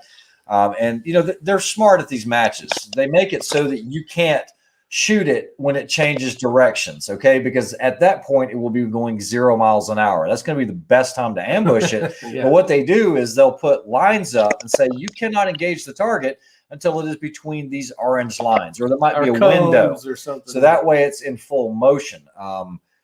Shooting at movers, especially determining speeds, I've noticed that most of these matches, they will tell you an approximate speed, but if you don't know how to do that, you can measure it using your Kestrel, using mils on how many seconds it takes to go a full mil, or however many mils. You'll have to figure that out, because some matches won't give you the miles per hour. It is an estimation. So there's a lot that goes into it, but it's not a common thing you're going to see at every match. No. It's very rare, because match directors. Well, I can tell you, in all these matches so far this year, there hasn't been any. With most of That's your fact. There hasn't been. ballistic calculators, it'll give you time of flight as well. So it'll say, 0.5 a second. So you can actually put a reticle on there, measure 0.5, go, okay, it's going to take that long to get there, jump forward, and then as it comes through, ambush it then. Yeah, and that's a great reason to have, a Kestrel or, your phone app. You can usually punch that in and it'll tell you what to hold. Yeah. So Jason Hunt, you ordered the XLR 4.0 chassis. I reviewed that, Where'd it go? and it actually is, you're right below it. Okay. I wouldn't be worried about it. I would just have some type of material. You might not have any issues with that chassis, but if you do have an issue, and it's going to be the relationship of the magazine that you're using, whether it's an aluminum mag or a polymer mag, regardless if it's a Bergara or Voodoo, they could all have the problems. You could have it with an MPA, any of these other chassis. You just need to make sure that it is seated in a way that the magazine, when you press up against the barricade, it can't nose down the cartridge, being this the muzzle. You don't want it to be able to do this too much. Yeah. So the way I solved it was by putting some material on the backside below the mag catch, and that solved the problem for me. Velcro, electrical tape. Velcro. Yeah, whatever. Depends on how tight it is. It just depends on your setup. Yeah, Joe, well said. Basically, if when you have those windows, it keeps it from us shooting the motors or the spalling jacking up the actual mover. So Get yourself some that hook and loop, or we call it Velcro, and take Yes. it. Yeah, you can use it for a lot of things. But then if you find your mag stuffing up, just take a bit of that stick-on Velcro, the softer side, whack it on. That'll usually fix. That's the problem. exactly what I did. That solved the problem. Yep. Yep.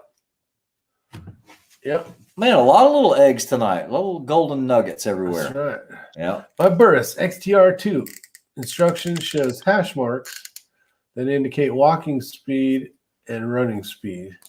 That is the biggest line in the reticle.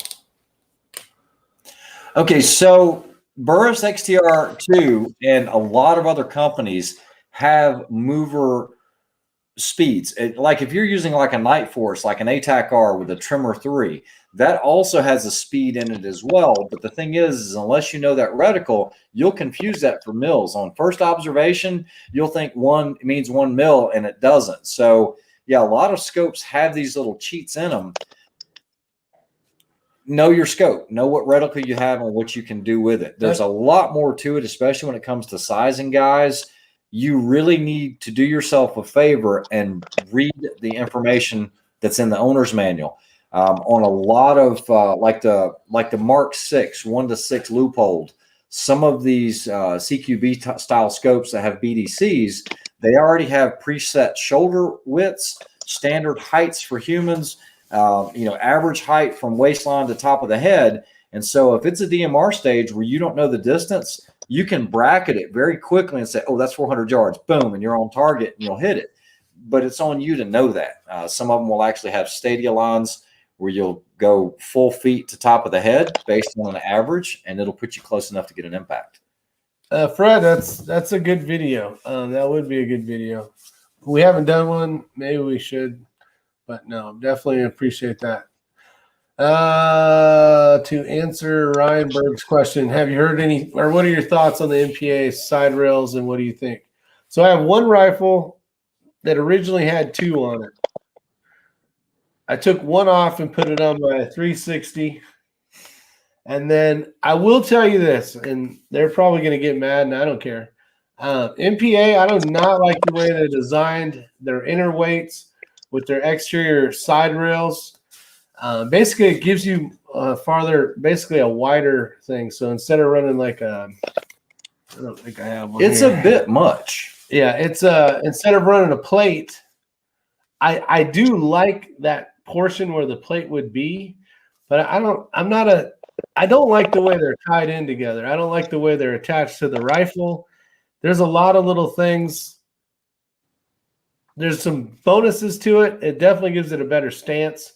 I do like it when it's on a bag, but I don't like how they came up with the way to attach it. I think they could have done much better on that. And then right now, my rifle that I'll be shooting does not. It might have one on it still. I think I took it off. Yeah, I took it off actually because it was sitting on the table. I'm just going to run a plate. I'm going to run a plate. I'm not going to run the thing. So there's that answer. But I will tell you, I don't know if I'm not doing it right. I'm very mechanically inclined when it comes to putting stuff together, I believe. I don't know. Maybe Ray can chime in on that. But I'm like, who comes up with this crap? I'm like, this is not. There's a better way there should be a better way to do this. So.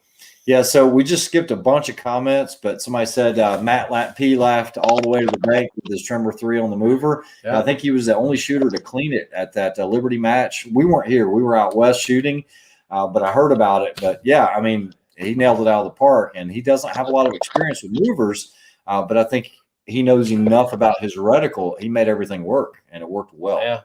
Yeah.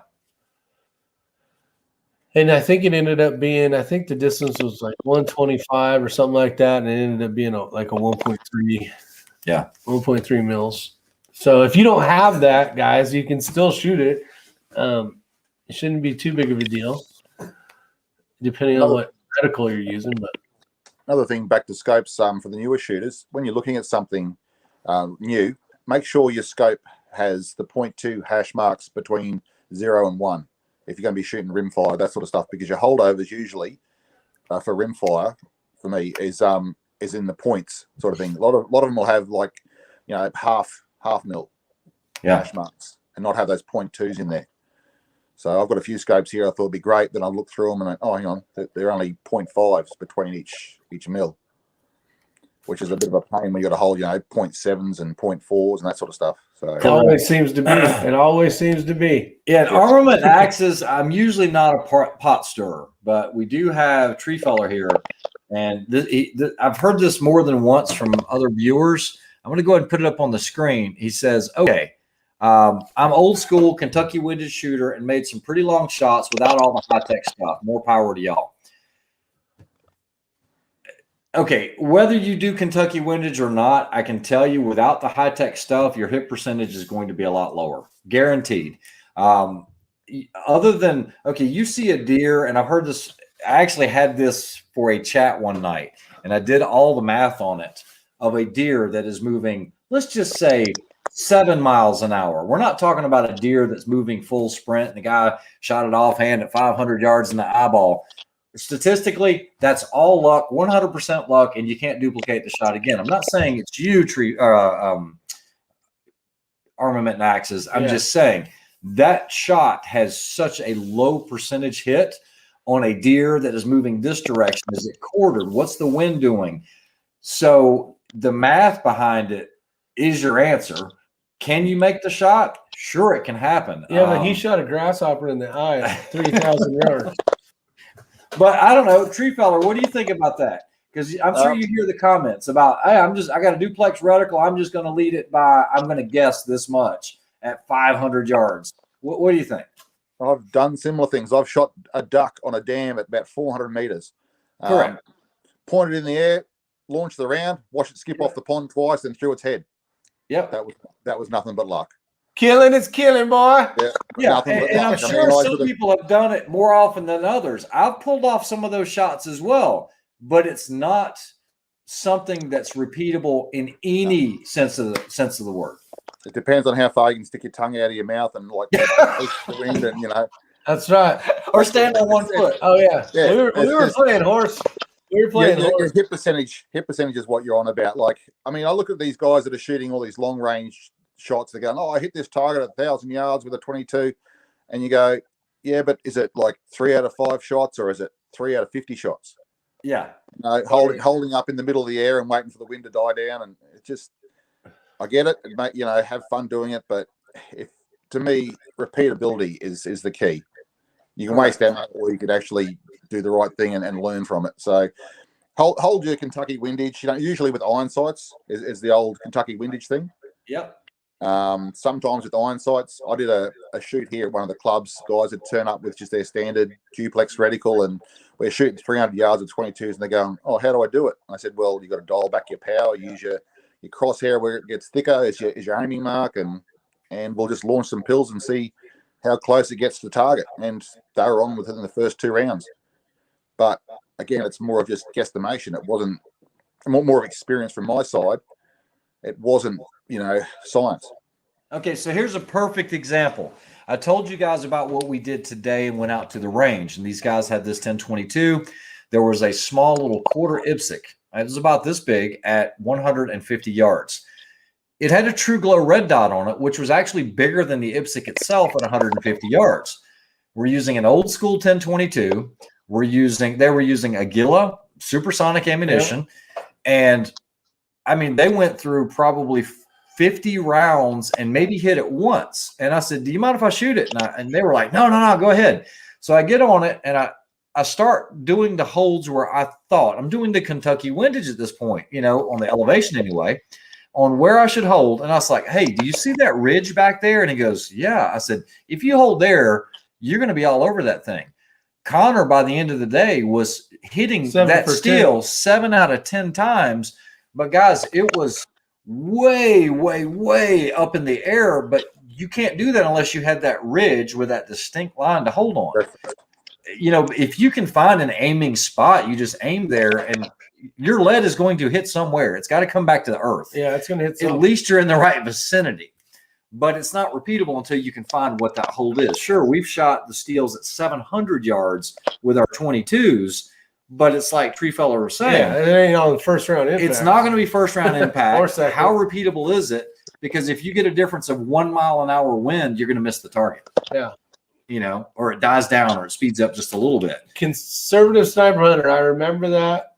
I shot it with my first shot, and then after that, I missed quite a few. I might have hit it a couple more times, but I remember hitting my first shot, and I was going, "Oh, this is going to be easy." And then after that, I missed like 3 more. Yeah, I was reading this one. Let's see, Joe M.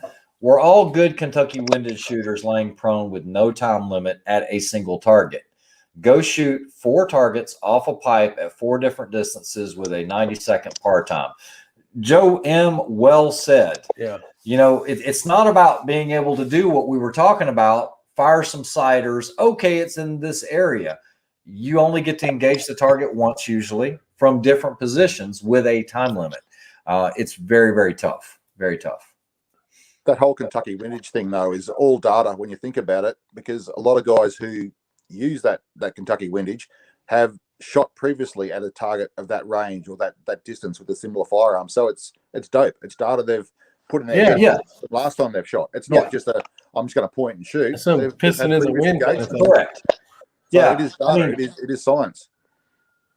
Yeah, that's correct. Absolutely right. But when you start adding movers into that, like moving animals at 500 yards that you really can't determine a speed on based on the terrain, are they going uphill, downhill? You might be able to, maybe if you've done it a lot, say, "Hey, this thing's moving 5 miles an hour. I need to lead it 2 mils at this distance." Well, have you already ranged it to know it's at that distance? Is it going straight across? Yeah, is it quartering? There's so many variables that come into play there. It's a swag. And that's kind of like the whole attack thing. It's easy when it's going like this to you. Yeah. But if it's going like this to you, I mean, not even going backwards. Yeah. It's a walking object coming in. Correct. Your distance is getting shorter and everything else. That would be a cool move. Having somebody put on like a 45, so it actually doesn't go cut across in front of you. It cuts. That's how the one wasn't at. That would be sick. Hornady, that last one. It was not 90. It went along this ridge cliff thing. It was actually fun. I remember going, what did I get myself into? Hint, hint, Chris, if you're on there. No, hopefully Chris isn't watching this. He's got enough evil in his head to come up with really good match stages that he doesn't need to hear any of this. See, Tree Feller 22, any plans to shoot centerfire PRS? I have thought about it. I've got a few rifles in the safes here that I've set up for it, but I don't know. Honestly, with everything I've got going on at the moment, I'm trying to stick local. Our closest PRS centerfire is about 4 hours away. Maybe. See how things pan out in the next few months with family stuff, and I've got another mate of mine who's very keen on shooting, so he's a bit interested in doing a bit of traveling. Nice. Drew Bradley actually has a great comment. Not that he normally doesn't, but it's true. You'll see a lot of people go to the range and they're just blasting the heck out of it, having fun, enjoying the day of wasting ammo, basically. Yeah. And then you see people that go to the range and they're writing a lot of stuff down and confirming stuff. And so I guess it just depends. And it is really a journey. You'll start off just plinking away and having a bit of a blat and fun, and then you'll find something you really like, so you start researching it and recording the information. And then after you've mastered that or got a real good grasp of it, you'll back off and then probably try to impart some of that experience on other people. Yeah. So, Ray did a really good job today being an ambassador to the sport. It was fun to help those guys out. Well, we did that the last time. We did. Usually if we're there and, someone's there, we really try to show up on the weekdays if possible. It's a little bit quieter, easier to do some recording. But it was nice. It's nice when people show up and we get to BS with them and have some fun. It really does give you the kicks when you sort of, you go out there and you see a young shooter and you give them a bit of information that you know's right, and they take it on board and start shooting and gaining better hit percentage, that sort of stuff. You take a bit of pride in it yourself to go, you know what, that's the information that I've learned over time and I can pass on to a new person. Well, what was cool is these guys I don't remember what the official number was per each person, but let's say 100 yards was the farthest they ever shot. And I remember hearing somebody say that. How cool is it to go from 100 yards to like 400 yards? You know what I mean? Blows them away. Yeah, they're like, wow, and it was pretty neat. They got a chance to utilize a different style reticle on Ray's rifle and compared to that red dot. So it was pretty cool. And they understand that, it does take a few bucks to make things happen to get a little more accuracy out of it. Yep. But yeah, it was a fun adventure today for sure. I found the main thing is people's mind is their own limitation. They go, oh, I can't do that. I mean, I used to think probably shooting past 300 was impossible, but now like shooting 500 is almost zeroing a rifle these days, especially with yeah, exactly. Especially with centerfire stuff. Yeah, like 300 yards. No, it's really cool. I remember when I had moved here. Before I had moved here, I think the farthest I had shot was probably 200 or 300 yards. A lot of it has to do with location, where you're at or what ranges you can get to. But, you never really think, like, I'm going to take this out to a certain thing. And when you tell people what you do with 22 long rifles, they're like, they don't know how far that really is, or they're like, there's no way in heck, or, man, that's awesome or impressive or, something. So it's kind of fun to see what you get. Okay, so, guys, let's think about this for just a minute. Going back to the Kentucky windage thing, if you have something like Streetlock or Applied Ballistics, almost all of them have a mover in there or a moving target solution. How fast does a deer run? Anybody have an idea? We're not going to say full sprint, but he's moving along with purpose to get away from you. Anyone? What's fair? 8 miles an hour? 10, probably more than that. Because a guy will typically run at about 4 miles per hour as far as a jog, unless he's really trying to get it done. Let's call it 8. Or just a walking pace or so. So 8 miles an hour, is that realistic, or does that sound a little slow? That's probably skipping through I was going to say 10 to 12. Yeah, I think 8 is slow. Yeah. Now, you just said, right now with your level of shooting and all that, kind of like what we say, 500 yards is almost like zeroing out a rifle, right? So let's take this to a hunting scenario. You got your favorite 308, which is what I've loaded into here. Yep. You've got a deer that's moving at 8 miles an hour. We're just going to say it's 8 miles an hour. You wouldn't know that. It would be a wild ass guess because you don't know that. Yep. But at 8 miles an hour at 400 yards, that is, can you? Yeah. Sorry, I can't see on the screen here. Guys, this is a representation of where that target would need to be. Oh, hold on. Wrong one. To fire and hit it. Okay. With the deer being the target that you see there. Yeah. Good luck. Now, let's take this down. Your lead on that is 5.3 mil radius. Okay. This is an 8 mile an hour target. You can see that right there at 400 yards. Now, let's go a step further because you might say, well, how far is that? Well, guys, that's 76-inch lead, on that target, which is 6 feet in front of that target. So you would have to lead, let's bring Tree Feller back in. You would have to lead that deer by a full animal length at that distance. How can you even get an ethical kill shot? If you hit it in the ass, that's not ethical. If you nick it in the guts, yeah, you might be able to track it with a blood trail if it doesn't come out, the entrails and plug up the hole. So while I do get the whole Kentucky windage thing, I think it's used a little too loosely. I think a lot of people give themselves too much credit for being able to take shots and hit animals that, number one, they don't know the exact speed. All we've got to do, guys, is change it up 2 miles an hour. And this is a good. So Wild Guy, so he's taking this from a hunter's perspective. It's awesome. Whistle. See if he stops to look back at you, because a lot of times deer will stop their motion to look and see. Like, what was it? And now you don't have to do it. Yep. But to be able to say that you can ethically, even at a couple of 100 yards, take a moving animal, unless you've got, we're talking an ungodly amount of experience to do this with any type of repeatability. It's literally a wild ass lucky shot. I mean, really, it's something that it's hard to duplicate. Yeah, it's a broken watch twice a day, right thing. There you go. Took the British sniper 3 to 4 shots with a 50 cal Barrett using night force and 3 tallies. Yeah.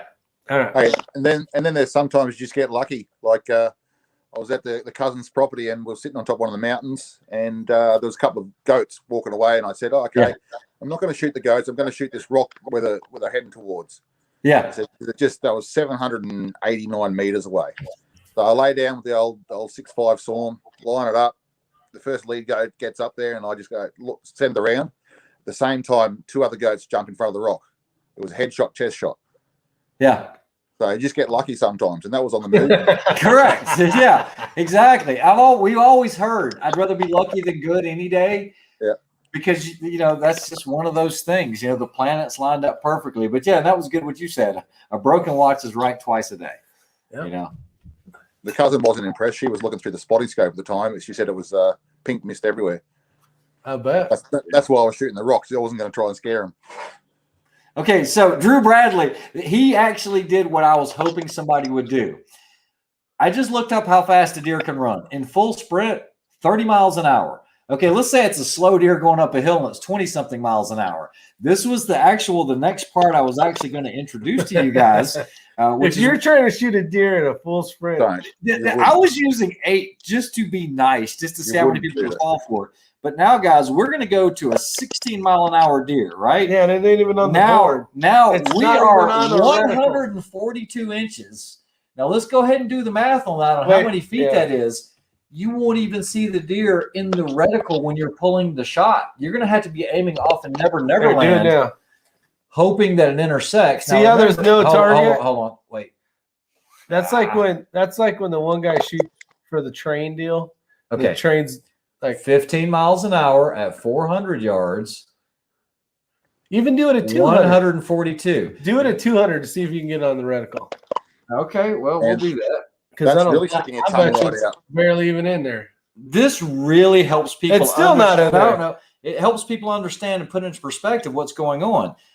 at So no, 200 yards, shooting at that deer at 200 it's yards still not in the at round. 15 miles an hour, you're not even going to see the deer. So you're going to tell me that you use Kentucky windage to shoot at a target that you didn't even see in the scope. I mean, this is not Call of Duty where you're doing the hip shot, you know?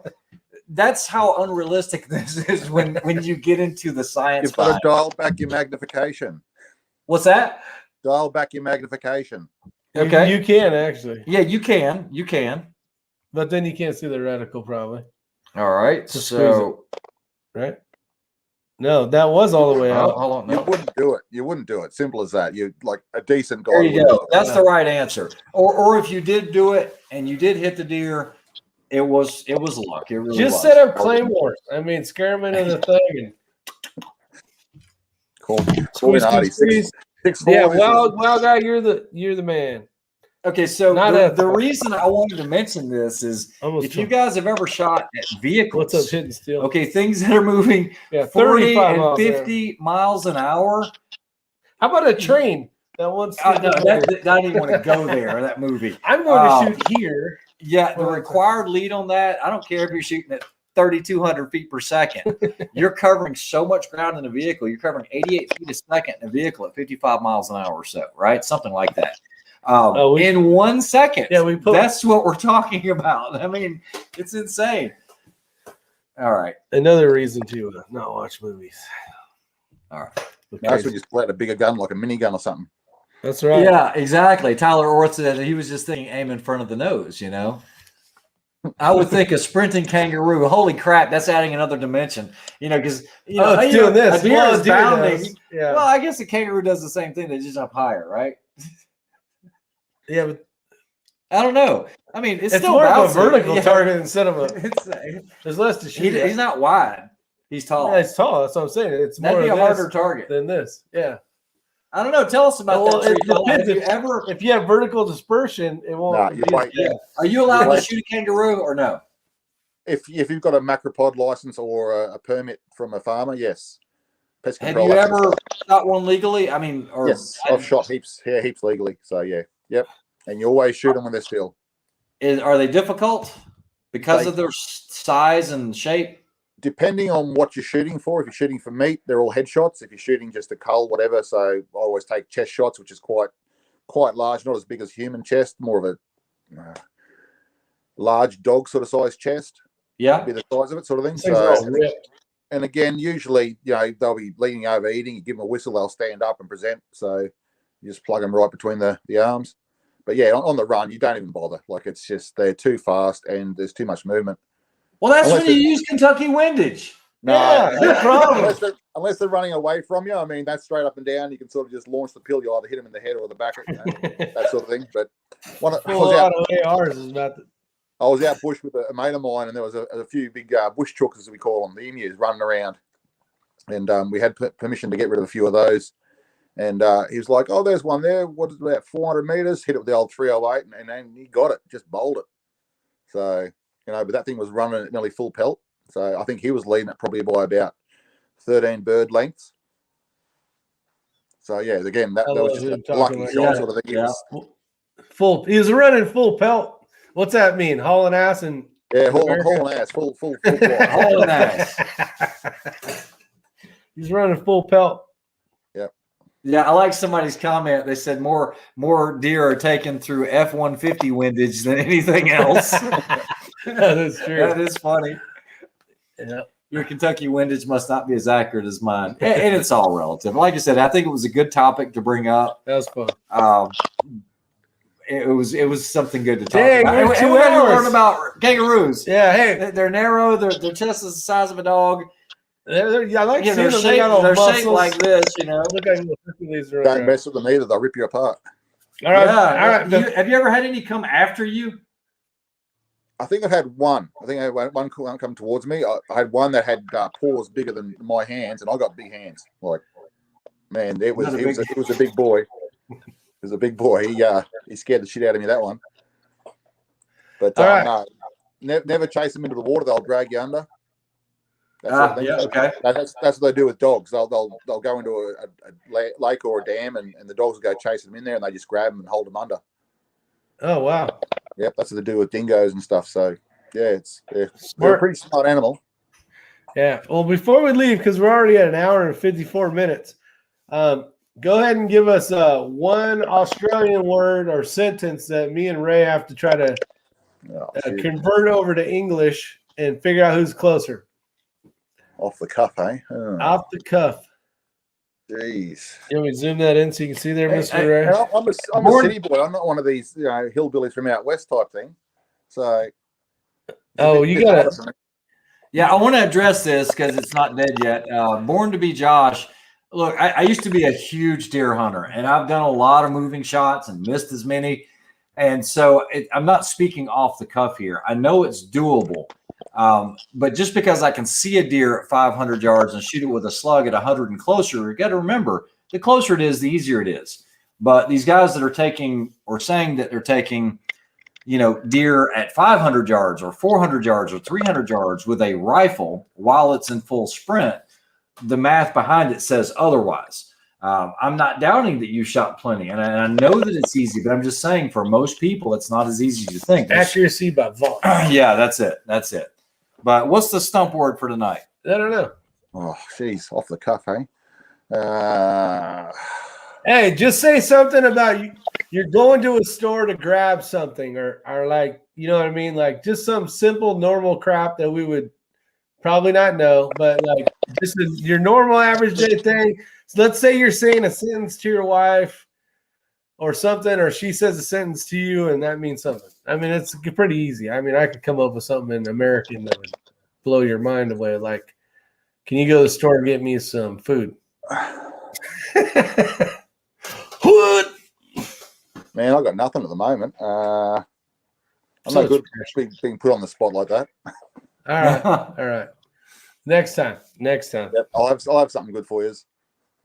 All right. That's fair. You guys have a wonderful night. Anything you want to say, Tree Feller or X-Ring, before we skedaddle out of here? Yeah, get on to this little fundraiser for the fallen firefighters and the soldiers stuff there.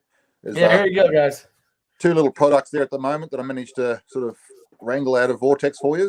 Hopefully, I can squeeze Mike's arm to get something out of him. Yeah, that'd be great. So, and all proceeds, I mean, I think over there they're all tax deductible, aren't they? If they donate directly. So, I mean, correct. It's a crack at a free product. You just ride off on tax. And it doesn't matter how big or small the donation is, as long as just give it a go. Yeah, I think it's just going to be $5, and for every $5 you get a ticket, I think. Yep. Which could be a pain in my butt filling out tickets. Yeah. Well, hopefully we. It was a great chat tonight. We covered a diverse range of topics. I think I ticked a lot of people off, but I'm just being the voice of reason here. Thanks, Fred. And some people, talking about ethics. I mean, there are people that shoot deer or attempt to shoot deer at 700 and 800 yards. I've heard of them. I know some of these guys, and they miss more than they actually hit. But now you add that moving element. We just figured it out for 200 yards, 400 yards. I just wanted to. I was going to say 200 yards. A realistic expectation. Yeah. Not doubting anybody's skills or experience. Nope. I'm sure you can hit a grasshopper in the eye. In the eyeball. It's a grasshopper in the eye at 1,000 yards. But all doing right, great chat. Impress me. That's right. And if you really show me some video action of you doing it, that would be even really cooler. Yeah. And I will post it. I'll put it up here of the shooting the grasshopper in the eye at 1,000 yards. Good luck with that. And I'll show that on. The grasshopper has to be jumping. It's got to be. Yeah, it's got to be a moving grasshopper. And you want to do an How ambush. fast would a grasshopper jump if a grasshopper could jump Bullets. grass? All right, guys. One final thing, you better do your sponsors. I didn't hear them before. You didn't hear them? I had them. Get a chance, get over to Vortex Optics at vortexoptics.com. Go find you something really nice. And also dpgunworks.com. If you guys are looking for laser beam rifles, Kenny over at Desert Precision Gunworks, which is dpgunworks.com. Go take a look at them. I'm trying to work out how I can get one of his rifles sent over here. Which are Kenny's rifle? Really? Yeah. I'm actually very keen to try one. I might see about exports and stuff through a dealer. Yeah. I can put it in my suitcase when I fly over. Go kangaroo. Yeah, I don't think so. I'm gonna give me a kangaroo and a headlock. Oh, good luck with that. I'll stand back and video it for you, mate.